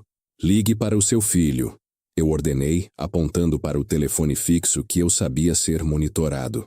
Diga a ele que ele precisa mandar um motoqueiro pegar esse volume inútil e procurar o volume correto, o 37, e trazê-lo de volta amanhã. Caso contrário, eu ligo para o Banco Central e peço uma auditoria completa na F. Lima. Eu ainda sou o acionista majoritário, não sou? Minha menção ao Banco Central e ao meu status como acionista surtiu o efeito desejado. Marcelo hesitou. Ele sabia que, embora eu estivesse em confinamento, eu ainda detinha o poder legal de causar um colapso financeiro. Ele pegou o telefone monitorado e ligou para Rodrigo, repetindo a minha exigência com uma ponta de irritação velada. Rodrigo, provavelmente sob pânico, concordou em mandar o livro de volta imediatamente para a troca. Meu torpedo, A9126, estava a caminho. Agora eu precisava pensar em como Patrícia forçaria a minha assinatura. E ela usaria o meu advogado traidor. Naquela noite, sob o olhar de Marcelo, que se recusava a deixar o quarto anexo mesmo durante o meu sono, eu me concentrei em Adriana, minha filha, que eu havia deliberadamente mantido longe dos negócios sujos da construtora, vivendo uma vida discreta no exterior por sua segurança. O código 9126 era para o cofre na Suíça que guardava as cópias físicas do meu testamento original e as procurações que davam a ela o controle total da holding controladora, caso eu fosse declarado incapacitado ou preso. Eles não sabiam dela. Ela era o meu trunfo escondido há décadas. Eu precisava ter certeza de que o livro chegasse ao destino certo, e eu precisava de um plano para o Dr. Ricardo. Se Patrícia conseguiu subornar Ricardo com 800 mil dólares para atrair 20 anos de lealdade, eu sabia que a minha jogada tinha que ser mais do que apenas dinheiro. Tinha que ser a destruição da reputação dele. Eu precisava que Ricardo viesse até mim. E eu precisava de um álibi para o encontro. Na manhã seguinte, preparei minha isca. Marcelo, eu chamei com a voz baixa e dramática. Eu tive um pesadelo horrível. Sonhei com a minha esposa, Fátima. Eu preciso de um padre. Urgente. Para me confessar. O pedido era bizarro e profundamente pessoal. Era o oposto do homem de negócios implacável que eles conheciam. Marcelo me olhou com suspeita. Senhor Fernando, a clínica tem um terapeuta espiritual. Não, eu quero um padre, católico, e quero o meu advogado presente durante a confissão, o Dr. Ricardo, por um motivo muito específico. Eu estou com medo de que Patrícia e Rodrigo estejam tentando me internar permanentemente, e eu preciso de uma testemunha legal para a minha última vontade e declarações, caso eu não sobreviva ao seu recanto da serenidade. A menção à última vontade e a necessidade de um padre, o pretexto da confissão e um advogado, a necessidade de legitimar o ato, criavam uma situação legalmente delicada, difícil de ser recusada. Se eles me negassem um padre e um advogado para uma declaração de última vontade, Patrícia criaria um problema legal muito maior do que se me dessem o acesso. Marcelo ligou para Patrícia imediatamente. 20 minutos depois, Patrícia estava na minha suíte, parecendo ligeiramente perturbada. Fernando, o que é essa história de padre e última vontade? Eu vou morrer aqui, Patrícia. E se eu morrer, quero ter certeza de que meus pecados serão perdoados e que a minha vontade será registrada legalmente. O Dr. Ricardo tem que estar aqui para redigir o documento. E eu quero o padre. Ela mordeu o lábio. A ideia de eu morrer antes de assinar a procuração de reestruturação a aterrorizava. Ela precisava do meu autógrafo. Tudo bem, Fernando. Ela concordou friamente. Você terá o Dr. Ricardo e o padre. Amanhã de manhã. Mas Marcelo não sairá da sala. E a caneta será fornecida por ele. Vitória. O Dr. Ricardo estava a caminho. Eu me recostei, sentindo um alívio frio. Eu não precisava do padre para me confessar. Eu precisava dele como distração perfeita. Eu já havia traçado o plano para a reunião. A presença de um padre e de Marcelo garantiria que a conversa sobre a herança fosse superficial, mas a caneta que Marcelo traria seria a chave. E o que eu faria com a caneta não seria escrever. Seria muito mais destrutivo. Aguardei o amanhecer, com a certeza de que o Dr. Ricardo não iria apenas me visitar. Ele viria para o seu julgamento. E Patrícia estava prestes a entregar a arma do crime nas minhas mãos. O jogo estava prestes a virar, e o primeiro alvo era o traidor. O amanhecer do dia seguinte trouxe consigo uma névoa fina sobre Vargem Grande, mas dentro da minha suíte, a atmosfera era de julgamento. O Dr. Ricardo e o padre chegariam em breve. Eu já tinha o meu plano para Ricardo. Usar a caneta de Marcelo não para assinar, mas para destruir a sua reputação. Mas eu precisava de mais do que vingança. Eu precisava de alavancagem para sair dali. Marcelo estava no quarto anexo, mas eu podia senti-lo. Ele era o eco constante da minha impotência. Levantei-me da cama e caminhei até a mesa, onde o livro Razão D, volume 37, ainda repousava. Patrícia havia se convencido de que era o volume errado, mas o permitiu ficar até que o verdadeiro pudesse ser trocado. Eu tinha talvez mais 30 minutos antes que a comitiva chegasse. Marcelo, chamei, minha voz rouca pela noite mal dormida. Traga-me uma lupa. Preciso verificar se esse maldito volume 37 tem alguma nota de rodapé no contrato de Campo Grande. Eu juro que se o Rodrigo tiver perdido 25 milhões de reais por causa de um zero a mais, eu o deserdarei post-mortem. O pretexto era sólido, a obsessão pelo detalhe. Marcelo, que se tornou previsível em sua vigilância, trouxe a lupa e me concedeu a relutante privacidade visual. Comecei a folhear o livro pela segunda vez, ignorando a parte onde eu havia gravado o código para Adriana. Eu me concentrei nos anos entre 2010 e 2015. O período em que Rodrigo, sob minha vigilância intensa, tentava desesperadamente provar seu valor na construtora F. Lima. Eu estava procurando a assinatura dele em algo que não fosse trivial. Fátima sempre foi o escudo de Rodrigo. Quando ele falhava, ela me acalmava. Ela transformava meus atos de desprezo em lições de vida. Mas Fátima não estava mais aqui. E a verdade que ela havia se esforçado para esconder agora era minha aliada. Parei na página 127, referente ao ano de 2014. Havia uma série de transações complexas envolvendo o Projeto Aquário, uma reforma de um complexo de lazer que havia sido subitamente cancelado. Eu me lembrei daquele ano. Rodrigo estava encarregado da subcontratação. Houve um furo de caixa que quase nos custou uma investigação federal. Eu o encobri, pagando 10 milhões de reais do meu próprio bolso para um empresário de fora, para que a documentação ficasse limpa. Fátima havia chorado por dias, implorando para que eu não punisse Rodrigo. Eu o havia mantido na folha de pagamento por causa dela, mas o desprezo havia se solidificado desde então. Com a lupa, segui a linha de pagamentos.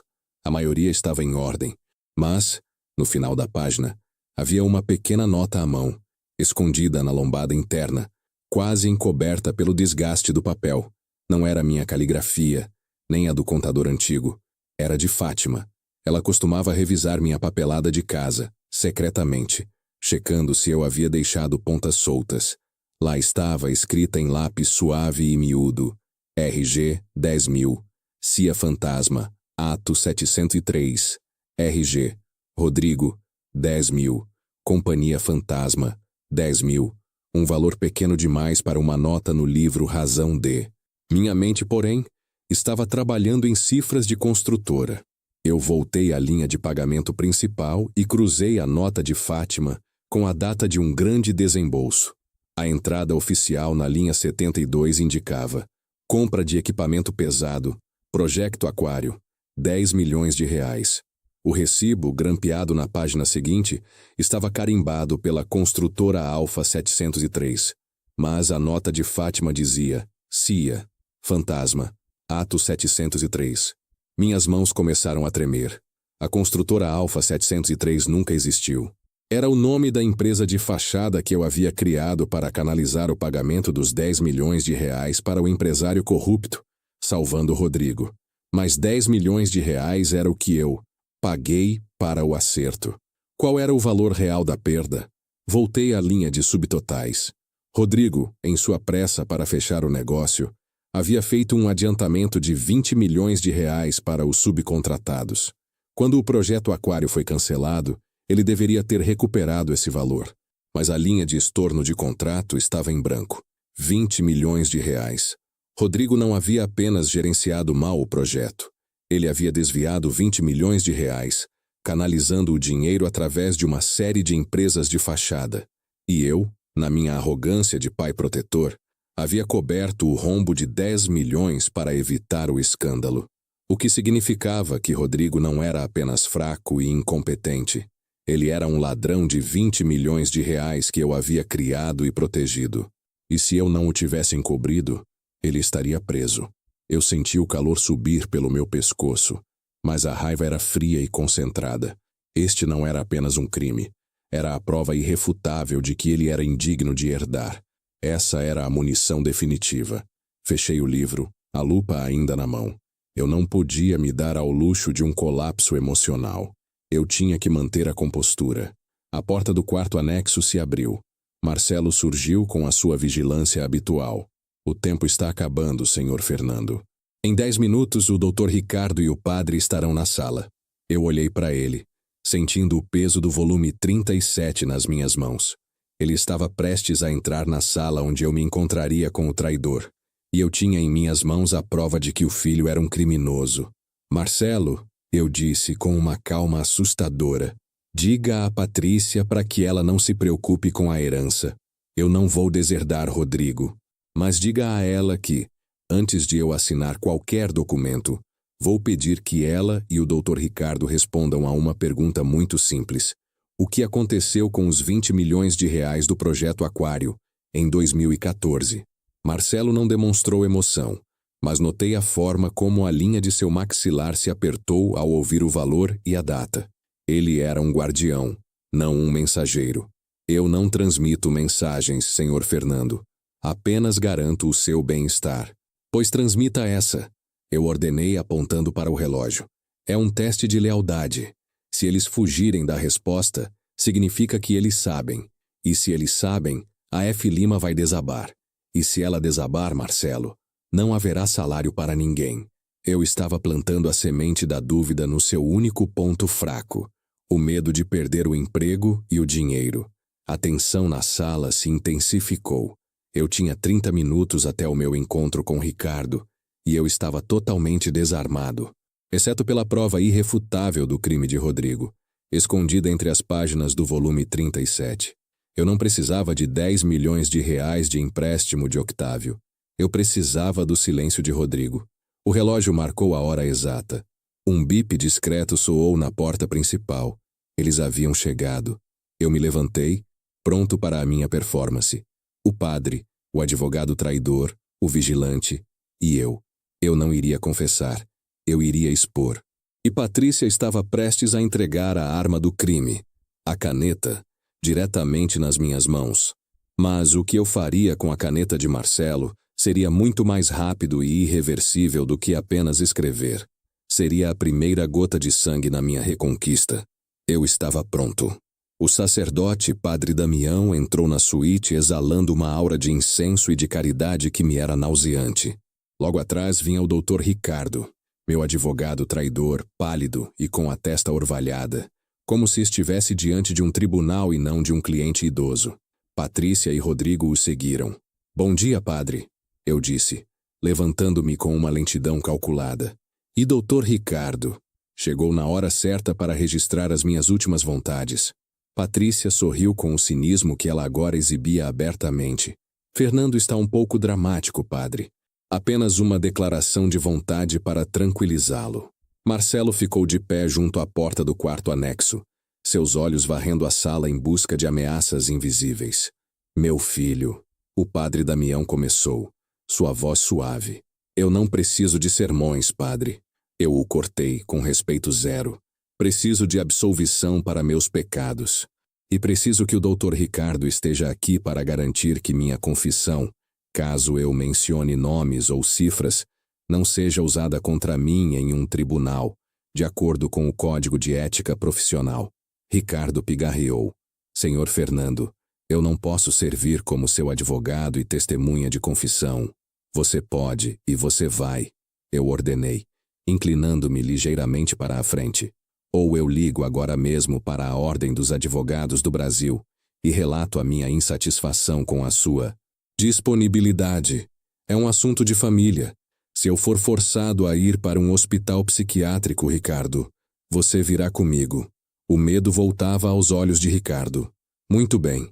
Ele assentiu, visivelmente tenso.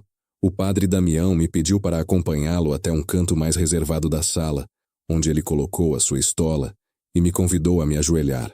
Eu me ajoelhei, não por fé, mas por estratégia. A postura de submissão física era a isca perfeita. Patrícia e Rodrigo recuaram ligeiramente, respeitando a formalidade religiosa.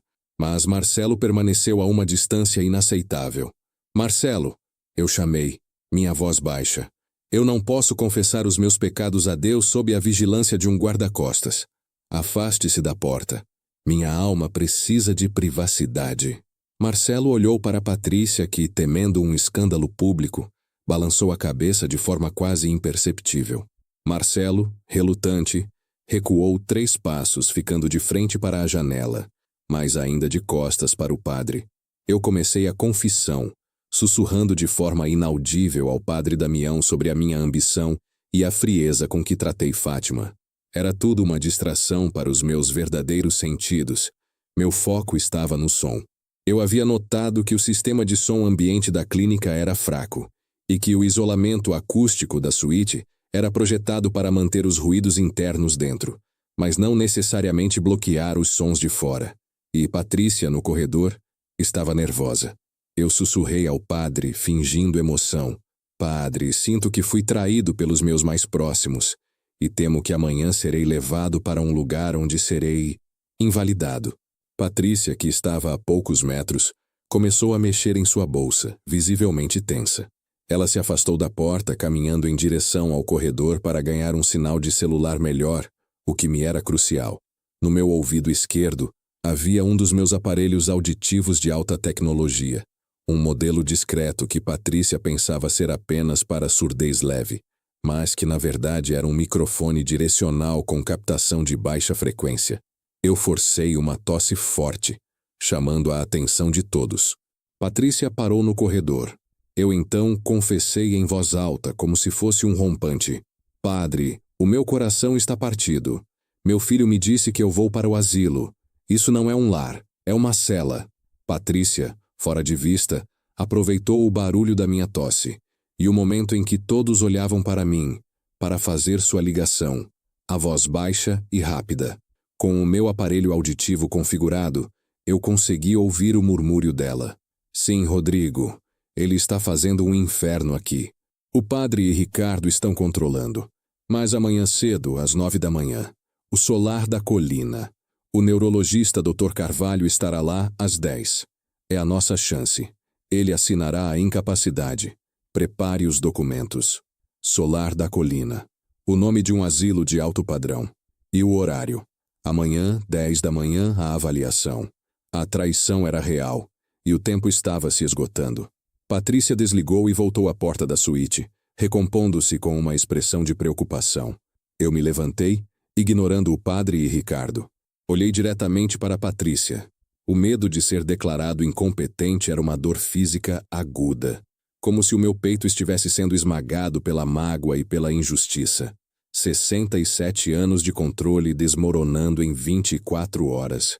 Patrícia, eu disse, a voz ainda baixa, mas com uma autoridade que fez até Marcelo se encolher. Eu não preciso assinar nenhuma última vontade hoje, mas eu quero o Dr. Ricardo aqui amanhã, às 8 da manhã, para uma negociação final. Negociação? Não há nada para negociar, Fernando. Sua internação será amanhã no Solar da Colina. Ela soltou, corrigindo-se rapidamente, mas o nome já havia sido dito em voz alta, confirmando o que eu havia escutado. Solar da Colina. Interessante nome. Eu murmurei, voltando-me para a mesa, onde o livro Razão de repousava. Peguei-o e o abri nas páginas em branco que guardavam o meu código para Adriana. Você e Rodrigo cometeram um erro fatal, eu disse, ignorando o espanto no rosto de Patrícia pela menção ao nome da instituição. Vocês acham que me isolaram e me desarmaram, mas vocês esqueceram que o livro Razão de, volume 37, não guarda apenas a contabilidade da F. Lima. Patrícia e Rodrigo, que acabara de entrar na suíte, trocaram um olhar nervoso. Eu o estudei novamente, Rodrigo. Eu continuei, a voz seca como papel queimado. Eu olhei com a lupa, como um velho senil que sou, e encontrei a nota da sua mãe na página 127. O ar na sala se tornou mais frio. Rodrigo ficou paralisado, a cor sumindo do seu rosto. Ele se lembrava daquele ano. A nota sobre o desvio de 20 milhões de reais do projeto Aquário, em 2014. A nota sobre a CIA Fantasma Ato 703. Você roubou 20 milhões, Rodrigo. E eu, por amor à sua mãe, cobri 10 milhões para você não ser preso. Você é um ladrão. Rodrigo cambaleou. Patrícia, mais rápida, tentou intervir. Do que você está falando, Fernando? Isso é delírio. Silêncio, eu gritei, batendo o livro na mesa com uma força surpreendente. Você, Patrícia, achou que bastava subornar o Ricardo com os 800 mil dólares da dívida de jogo dele. Você o libertou da minha coleira, mas não pode libertar o seu marido de 20 anos de prisão por fraude corporativa. Ricardo soltou um som de asfixia e deu um passo para trás. O golpe foi preciso. Eu encarei Rodrigo. O medo era puro, infantil. Você vai para o Solar da Colina amanhã, Rodrigo, eu afirmei. Não eu. Você vai ser declarado incapaz de gerenciar a construtora, e eu terei o prazer de te ver usando um uniforme de asilo pelo resto da sua vida. E Patrícia irá com você, como cúmplice. Patrícia estava furiosa, mas apavorada. Ela sabia que, se eu usasse o livro Razão de como prova, a F. Lima desabaria, e eles seriam varridos pela lei. O que você quer? Ela sibilou, abandonando a doçura e assumindo a postura de cobra. Eu quero o meu carro, as chaves da mansão e a revogação de todas as procurações que você e o Dr. Fábio assinaram. E quero que o Dr. Ricardo, amanhã de manhã, redija a minha alta da clínica. Você terá até o final do dia para me tirar daqui. Em troca, a nota da sua mãe permanecerá um segredo no livro Razão de. Pense nisso como a minha última lição sobre controle. Ela hesitou. O preço era sua vitória, mas o risco era a prisão e a perda total. E se você não cumprir? Eu concluí, olhando fixamente para Rodrigo, que chorava silenciosamente. Se eu acordar aqui amanhã, o livro Razão de será enviado anonimamente para a Polícia Federal, com as marcações que a sua mãe deixou. E todos vocês cairão, incluindo você, Ricardo. Agora saiam da minha vista. A negociação está fechada. A derrota de Patrícia era evidente em seu olhar frio. Ela fez um sinal para Ricardo e para Marcelo. Vamos embora, ela ordenou, pegando Rodrigo pelo braço e arrastando-o para fora. O silêncio voltou à suíte. Olhei para o padre Damião, que estava imóvel, testemunha de uma confissão muito diferente da que ele esperava. É isso, padre, eu disse, levantando-me com dificuldade. Você foi de grande ajuda.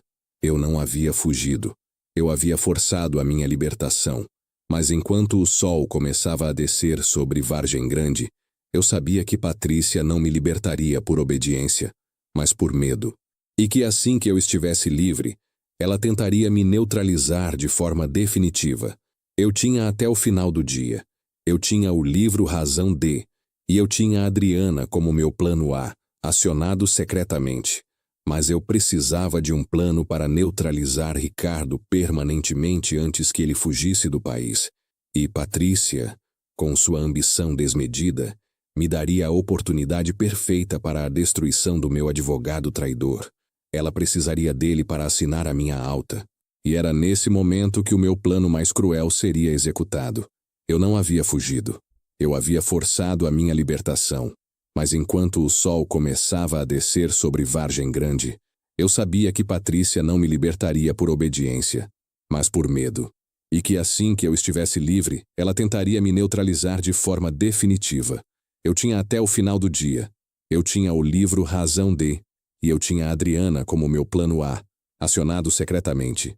Mas eu precisava de um plano para neutralizar Ricardo permanentemente antes que ele fugisse do país. E Patrícia, com sua ambição desmedida, me daria a oportunidade perfeita para a destruição do meu advogado traidor. Ela precisaria dele para assinar a minha alta. E era nesse momento que o meu plano mais cruel seria executado. Aguardei, sentado na poltrona esterilizada, o silêncio da suíte de luxo que agora cheirava a medo e derrota. Marcelo havia me trazido um chá de camomila que eu dispensei com um aceno, mas ele permaneceu vigilante. Ele era o último resquício da minha prisão, e eu o observava com o mesmo desinteresse com que observava um móvel caro e desnecessário. Eu sabia que Patrícia não esperaria o final do dia. Ela precisava agir antes que a notícia do desvio de 20 milhões de Rodrigo vazasse. Ou pior, antes que o livro Razão D, com o meu código para a Adriana, chegasse ao destino correto na construtora F. Lima. Pouco depois das 4 da tarde, o telefone fixo da suíte, aquele que eu sabia ser monitorado, tocou. Marcelo hesitou por um segundo antes de atender. Ele me entregou o aparelho com a ponta dos dedos, como se fosse uma cobra. Era Patrícia. A doçura havia desaparecido de sua voz, substituída por uma frieza de aço que eu quase podia respeitar. Fernando, ela começou sem preâmbulos. Aceitamos os seus termos. O internamento no solar da colina está cancelado. Suas procurações digitais estão sendo restauradas. E o Dr. Ricardo irá redigir sua alta administrativa para amanhã de manhã, às 8 horas em ponto. Excelente, eu respondi, com a voz tão plana que não dava satisfação. Mas eu exijo uma coisa. Ela continuou, a voz tensa. Quero que você me devolva a página com a nota da minha sogra sobre o projeto Aquário. E quero que isso seja feito em um acordo formal, na presença de Rodrigo e Ricardo. Uma última reunião de família.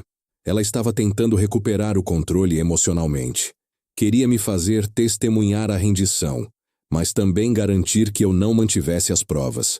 Concordo, eu disse, mas não na sala de reuniões. Eu quero um jantar, aqui, no Recanto da Serenidade. Um último jantar de família para celebrar a vida antes da mudança. Quero a mesa posta no pequeno salão de jantar privativo da clínica. Vocês, eu e o Dr. Ricardo. Em 1 hora. Um jantar, no coração da minha prisão. Era a maneira perfeita de selar a minha vitória e esfregar a humilhação na cara deles. Patrícia não podia recusar. Ela precisava da página. 1 hora. Ela concordou. E desligou. Eu me virei para Marcelo. Vá avisar a coordenadora Lúcia. Jantar para 4 no salão privativo. E peça a ela para que prepare uma garrafa do meu vinho favorito, o Brunello de Montalcino de 2005. Se não tiverem, peça para comprarem. E não se preocupe com o meu bem-estar, Marcelo. Meu bem-estar acaba de ser restaurado. Eu usei os 50 minutos seguintes para me preparar. Eu rasguei com precisão a página 127 do livro Razão D. A nota miúda de Fátima sobre a CIA. Fantasma, ato 703, estava agora em minhas mãos. Coloquei-a cuidadosamente dentro de um envelope de papel, lacrado apenas com a minha saliva. A arma do crime de Rodrigo estava pronta para ser exibida. O salão de jantar privativo era um ambiente claustrofóbico de requinte excessivo, decorado com arranjos florais que pareciam saídos de um funeral. Quando cheguei, eles já estavam sentados. Rodrigo, abatido, com o rosto inchado. Patrícia, vestida em um conjunto preto que parecia lamentar a sua derrota. E o Dr. Ricardo, que mal conseguia me encarar. Ele parecia ter envelhecido 10 anos desde a manhã. Marcelo estava visivelmente ausente. Eu havia insistido que a presença dele seria um obstáculo à nossa reconciliação familiar. Patrícia aceitou, ciente de que o meu foco estava na prova material, não na vigilância. O Brunello chegou, aberto e decantado. O cheiro de carvalho e cereja preta era a única coisa verdadeira naquela sala. Eu servia a todos. A nossa saúde, eu propus, erguendo a taça. Os outros 3 beberam em silêncio tenso. Eu não toquei na comida. Coloquei o envelope contendo a prova do crime de Rodrigo bem no centro da mesa de jantar. Não havia necessidade de pressa. Eu queria que o silêncio fizesse o seu trabalho. Patrícia, Rodrigo. Eu comecei, a voz baixa, controlada. 8 dias atrás, vocês me deram o presente de aniversário mais ultrajante imaginável. Vocês tentaram me roubar a minha vida. E vocês cometeram um erro de cálculo fatal. Vocês confundiram o amor que Fátima tinha por vocês com o meu controle. Rodrigo começou a soluçar silenciosamente, o rosto enterrado nas mãos. O que está no envelope, eu continuei, gesticulando para o papel selado. É a sua liberdade, Rodrigo. É a nota de sua mãe sobre o projeto Aquário. A nota que prova que o desvio foi de 20 milhões de reais, e não de 10. A nota que, se chegar à Polícia Federal, garante 20 anos de prisão para você e para sua esposa. Patrícia, respirando fundo, manteve o controle. O que você quer, Fernando? Nós já concordamos com os termos. Liberdade, sua, e a restauração dos seus bens. Não é o suficiente, eu respondi, bebendo um gole longo do vinho, saboreando a sua acidez. A justiça neste momento não é legal, Patrícia. É moral e é minha. Eu a encarei diretamente. O internamento está cancelado, mas a sua vida e a vida de Rodrigo continua sob a minha supervisão. O segredo permanecerá guardado, contanto que vocês se lembrem de quem manda. Meu olhar se moveu para Ricardo, que estava quase transparente de medo. Doutor Ricardo, eu chamei, usando o tom que usava para destruí-los publicamente. Você usou 20 anos de lealdade para se vender por $800 mil.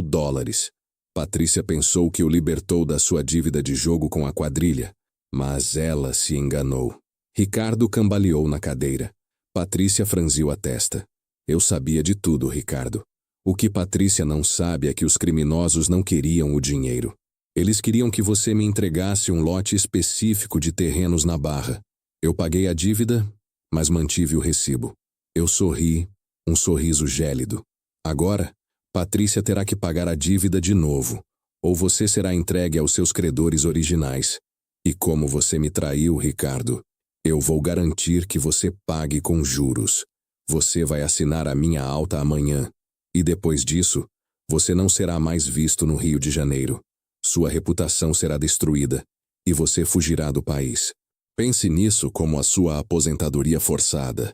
Patrícia olhou de Ricardo para mim, percebendo que a sua alavancagem sobre meu advogado também era fraca. A rede de mentiras dela estava desmoronando. Eu peguei o envelope do centro da mesa e o rasguei, lentamente, expondo a caligrafia de Fátima. Este é o seu preço, Patrícia. E este é o seu fardo, Rodrigo. Vocês terão que me dar o controle total de volta e conviver com o fato de que eu poderia destruí-los a qualquer momento. Eu os condeno a uma vida de submissão à minha vontade sob a sombra da prisão. Eu me levantei, pegando minha taça. Obrigado pelo jantar. O vinho estava excelente. Sem esperar por respostas, eu saí do salão de jantar. Ninguém me seguiu. Eles ficaram lá, encarando a prova da sua derrota e o peso da minha maldição. Aquele foi o último som que ouvi deles. O silêncio do carro me levou de volta à Zona Sul, à minha mansão, em torno das 9 da noite. Minhas chaves estavam no meu bolso. Meu motorista pessoal estava ao volante. O controle havia sido restaurado fisicamente. Ao entrar na mansão, o cheiro de cera e dinheiro velho me recebeu. A casa estava fria e silenciosa, mas era o meu silêncio. Eu sabia que a paz era temporária. Patrícia havia se dobrado, mas não se quebrado. Ela me odiava com um fervor que só uma inimiga derrotada pode sentir. E eu sabia que, enquanto eu dormia, ela estaria planejando o seu contra-ataque. Eu me dirigi à minha biblioteca, ao meu escritório particular. Eu tinha meu celular de teclas escondido. Eu precisava confirmar a entrega da mensagem para a Adriana. Eu me sentei na minha poltrona de couro, liguei o computador e entrei no meu sistema criptografado. Eu havia enviado o código A9126 através do livro Razão D, mas eu precisava de uma confirmação direta. Digitei a senha de emergência para a minha assistente em Zurique. Status da mensagem de emergência? Protocolo A? Perguntei ao chatbot criptografado. A resposta veio em segundos, concisa e fria. Mensagem recebida, Sr. Fernando. Protocolo de viagem ativado. Adriana Lima chega ao Rio de Janeiro em 48 horas. Ela solicitou o acesso ao cofre 9126 imediatamente após o pouso. Eu me recostei sentindo o peso da minha vitória. Patrícia pensava que tinha me comprado uma trégua ao me devolver a liberdade. Ela pensava que a ameaça de prisão era a minha última arma. Mas o que ela não sabia é que, ao me forçar a recorrer ao livro Razão D, ela havia acelerado a chegada da única pessoa que eu havia treinado para me substituir. A única que nunca havia cedido à tentação dos 20 milhões de reais. A única que me daria a vingança completa e final. Adriana estava a caminho, e a guerra de controle estava prestes a começar de verdade. O que aconteceria a seguir não seria apenas uma questão de bens, mas de sobrevivência familiar.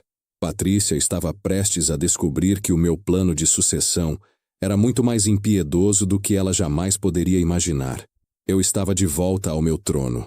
A biblioteca, com seus painéis de jacarandá e o cheiro denso de couro e papel envelhecido, era a única sala da mansão que parecia ter a temperatura certa. Ali, o silêncio não era um vácuo deixado por Fátima, mas sim o som da minha autoridade restaurada. Minhas chaves estavam no bolso, e o Brunello de Montalcino ainda dançava em meu paladar, um sabor amargo da vitória. Eu me sentei na poltrona, reclinando a cabeça. Patrícia e Rodrigo tinham se arrastado para fora do recanto da serenidade como vermes, mas eu não alimentava ilusões de paz duradoura. Patrícia era metódica. Ela havia me dado a liberdade física para se salvar da prisão. Mas a guerra de controle estava apenas começando. Ela não esperaria 48 horas por Adriana. Ela agiria na primeira oportunidade. Eu tirei do bolso o envelope com a prova do crime de Rodrigo. A página rasgada do livro Razão D. Eu o abri, lendo a caligrafia miúda de Fátima sob a luz da luminária. RG 10.000. CIA. Fantasma. Ato 703. A prova irrefutável de um desfalque de 20 milhões de reais. Eu guardei a página em um envelope de segurança e o tranquei no meu cofre de parede, atrás da estante de livros raros. Meus passos eram lentos, mas firmes, pela primeira vez em dias. Eu me sentia como um guerreiro ferido voltando ao campo de batalha para planejar o próximo movimento. Adriana chegaria em 48 horas. Eu precisava de apenas mais um dia de controle aparente para garantir que ela tivesse acesso seguro ao cofre na Suíça. Foi então que o silêncio da noite foi quebrado. Ouvi o clique da porta principal, abrindo e fechando, um som que só os moradores da casa conheciam. Não era o porteiro, nem o motorista. Eram eles. Eles não haviam ido para casa. Eu me levantei, mas não senti medo. Senti apenas a frieza de quem sabe que o momento da verdade chegou. A porta da biblioteca se abriu sem cerimônia. Rodrigo entrou primeiro, parecendo um espectro, o rosto ainda manchado de lágrimas. Atrás dele, Patrícia, com uma expressão que não era de medo, mas de desafio gelado. Você deveria ter esperado, Fernando. Patrícia disse, fechando a porta com suavidade. Sua vida de reclusão durou poucas horas. Eu pensei que o acordo estava fechado, Patrícia. Eu respondi com a voz calma. A página está segura e eu estou em casa. Rodrigo, você precisa de um psiquiatra, não de uma esposa ambiciosa. Rodrigo, pela primeira vez na vida, não se encolheu.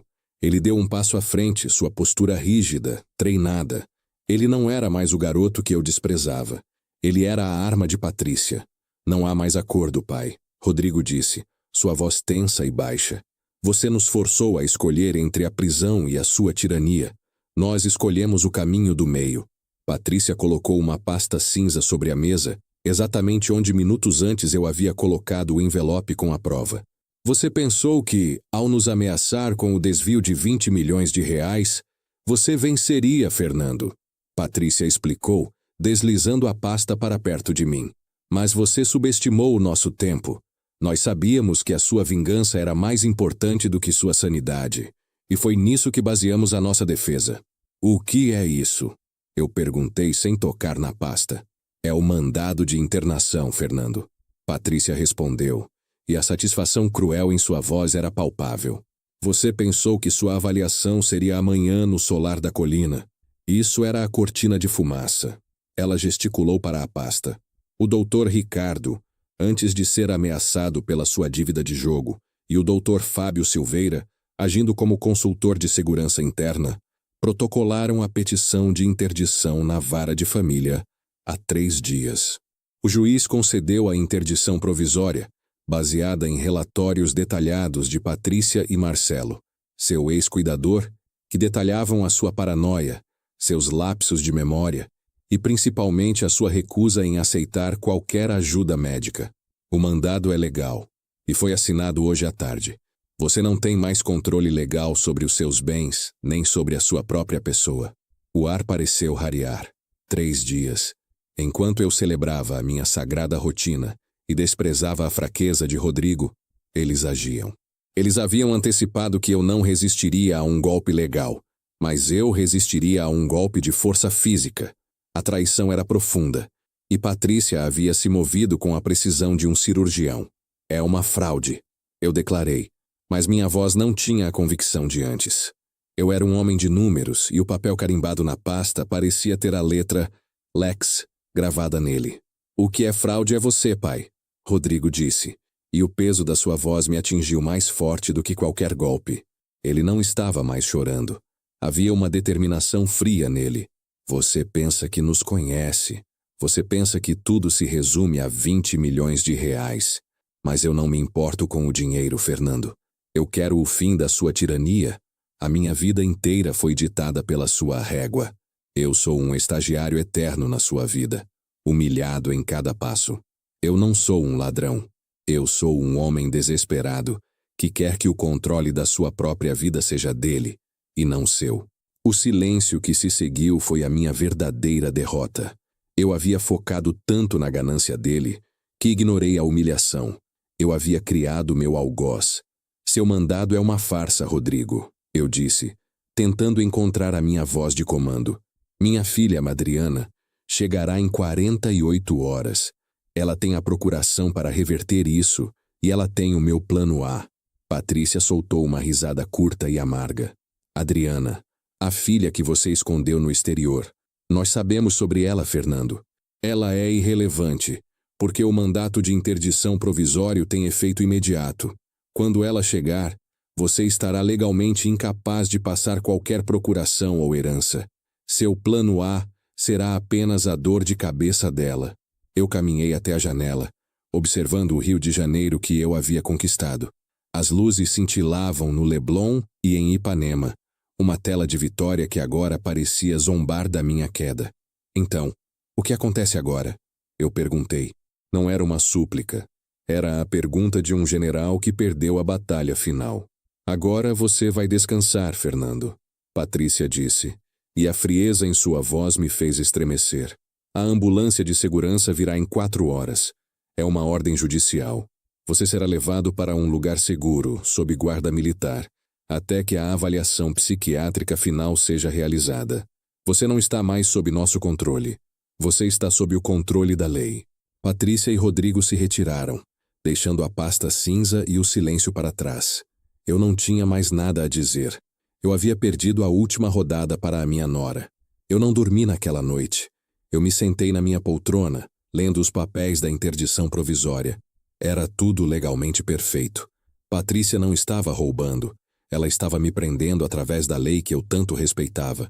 Às 5:30 da manhã, o horário sagrado do meu despertar, ouvi o som que temia.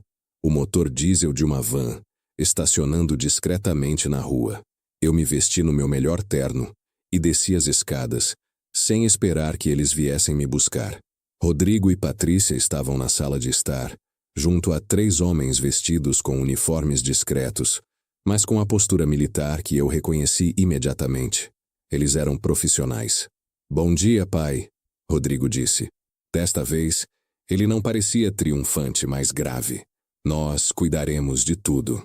"Eu sei que você cuidará, Rodrigo", eu respondi, olhando para ele com uma ponta de pena. Ele trocou 20 milhões de reais por uma vida sob a minha sombra e achava que estava livre. Ele estava profundamente enganado. Eu caminhei para a porta principal. O porteiro, José, olhou para mim com os olhos cheios de tristeza.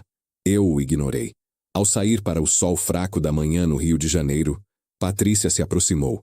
"Seu celular de teclas foi confiscado, Fernando." Ela sussurrou, a mão no meu braço me guiando para a van. "E todos os seus ativos digitais estão sendo auditados pelo Dr. Fábio. Não há mais como você se comunicar com o exterior. Seja qual for seu plano, ele acabou." Eu olhei para ela. O sol batia nos meus olhos, mas eu não desviei o olhar. "Você não me conhece, Patrícia", eu disse, com uma calma mortal. "Você pode ter me tirado o controle do meu corpo e do meu dinheiro, mas não do meu legado. E você não sabe a quem você realmente me obrigou a chamar." A escolta me guiou para dentro da van. Quando a porta deslizante se fechou e o veículo começou a se mover, eu olhei pela última vez para as ruas do Rio de Janeiro, a cidade que era a minha. Eu estava sendo levado para o confinamento, despojado e humilhado. Mas o meu plano já estava em movimento. A mensagem do livro Razão de a 9/12/6. Estava com a minha assistente em Zurique. Adriana, minha filha, estaria a caminho em menos de um dia, com acesso total ao cofre suíço. O que Patrícia não sabia é que o testamento original que Adriana resgataria não apenas a nomeava como sucessora, mas continha uma cláusula de penalidade tão severa que reduziria Rodrigo e Patrícia à miséria e à irrelevância social, caso tentassem me invalidar. Eu me recostei no assento duro da van, sentindo o veículo acelerar em direção ao meu novo cativeiro. O jogo de controle havia me custado a liberdade, mas o meu último movimento estava garantido. A vingança não seria minha, seria dela. E Adriana não era uma executiva comum. Ela era minha filha, e ela tinha 48 horas para destruir a vida que Rodrigo e Patrícia haviam acabado de roubar. O confronto final seria inevitável, e Patrícia estava prestes a descobrir que, no mundo de Fernando Lima, a reconstrução sempre vinha com um custo que envolvia sangue. Eu só precisava sobreviver até a chegada dela, e eu o faria. Gancho para o ato 12. A van de segurança era luxuosa por dentro, mas sem janelas. Eu me recostei, sentindo o veículo acelerar em direção ao meu novo cativeiro. Eu estava nu de controle, mas minha mente estava funcionando com a clareza glacial que a humilhação confere. 67 anos de domínio inabalável haviam terminado em uma simples assinatura de interdição. Patrícia havia me vencido onde eu jamais pensei que seria vulnerável, no campo da lei e da percepção social. Chegamos ao solar da colina. O nome, um clichê de paz forçada, escondia uma estrutura de vigilância de ponta. Era uma mansão em Itaipava, cercada por muros discretos mais altos. O cheiro de pinho e esterilidade dominava o ar. Fui guiado para a minha suíte, que parecia um quarto de hotel 5 estrelas, mas cujas janelas de vidro laminado ofereciam apenas a vista estática do jardim perfeitamente podado. Não havia nada que pudesse ser usado como arma, nem nada que me lembrasse de quem eu era. Sentei-me em uma poltrona de couro sintético, observando o horizonte da serra. Eu havia perdido a batalha. Eu havia desprezado Rodrigo, subestimado Patrícia e confiado demais em Fátima para ser meu escudo moral. A jogada final de Patrícia, a interdição legal, era a única coisa que Adriana não poderia reverter imediatamente, embora ela pudesse explodir a construtora F. Lima por dentro. Eu fechei os olhos. Eu havia vivido para o controle, e o controle era a minha própria doença. Eu havia esmagado o espírito de Rodrigo e agora ele estava livre para se tornar exatamente o que eu era. O ciclo. O medo de ser eu havia o transformado em mim. Eu me imaginei de volta à mansão, apenas algumas horas após a minha remoção. Enquanto eu observava o sol se pôr sobre as montanhas, a 120 quilômetros dali, na sala de estar principal da minha mansão na Zona Sul, Rodrigo sentava-se na minha cadeira. A cadeira de mogno era grande demais para ele, mas ele a preenchia com uma nova e terrível autoridade. Patrícia estava em pé ao lado da mesa de café, o semblante ainda cansado pela vigília, mas com a satisfação da vitória em seus olhos. Ela segurava uma cópia da capa da revista Exame, que anunciava a reestruturação silenciosa na F. Lima. Rodrigo não olhou para a revista. Ele estava revisando um extrato bancário de 20 páginas, com a mesma sobrancelha arqueada que eu usava para julgar um executivo incompetente. O que é isso, Patrícia? A voz dele era seca, sem vestígio da fragilidade que eu conhecia. Patrícia, inicialmente surpresa pela frieza, recuperou a compostura. São as contas de liquidez. O Dr. Fábio está transferindo 10 milhões de reais para o fundo de emergência, como havíamos planejado. Precisamos manter o caixa alto antes da auditoria. Rodrigo bateu o papel na mesa, um som seco e autoritário que ecoou o meu próprio temperamento. 10 milhões? Você acha que a construtora F. Lima sobrevive com 10 milhões de reais em caixa, em um ambiente de liquidez baixa? Você planejou isso como se estivéssemos comprando um carro usado, Patrícia. Se houver uma única baixa de mercado amanhã, estamos liquidados. Eu quero 50 milhões em caixa até o final do dia. Patrícia o olhou incrédula. Rodrigo, isso não é sustentável. E a sua voz? Você está falando como o seu pai. A menção me atingiria no solar da colina como um raio. Rodrigo levantou-se da cadeira. A mesma cadeira que eu usara por 40 anos. A sombra de Fernando Lima era agora a sua. Eu não estou falando como meu pai. Ele rosnou, aproximando-se dela, a voz em um sussurro ameaçador. Eu sou o dono dessa construtora agora. E a primeira regra da F. Lima é que o controle é absoluto. Você subestimou meu pai, Patrícia, mas eu o observava por tempo demais. Você não vai cometer o mesmo erro comigo. Ele pegou a revista da mão dela e a jogou sobre a mesa. Não perca tempo com frivolidades, Patrícia. A construtora F. Lima tem 200 mil clientes e 16 filiais. Eu não posso permitir que você cometa erros banais de contabilidade. Se Adriana chegar e descobrir uma única falha, você será a primeira a pagar. E, aliás, não quero essa revista na mesa de centro. Ela tem cheiro de lavanda. Mandei o José desinfetar a sala com um aroma de cedro forte. Você não leu o meu memorando, leu?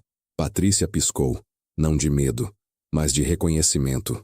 O homem que ela havia liberado da tirania de Fernando era agora um novo e mais exigente tirano.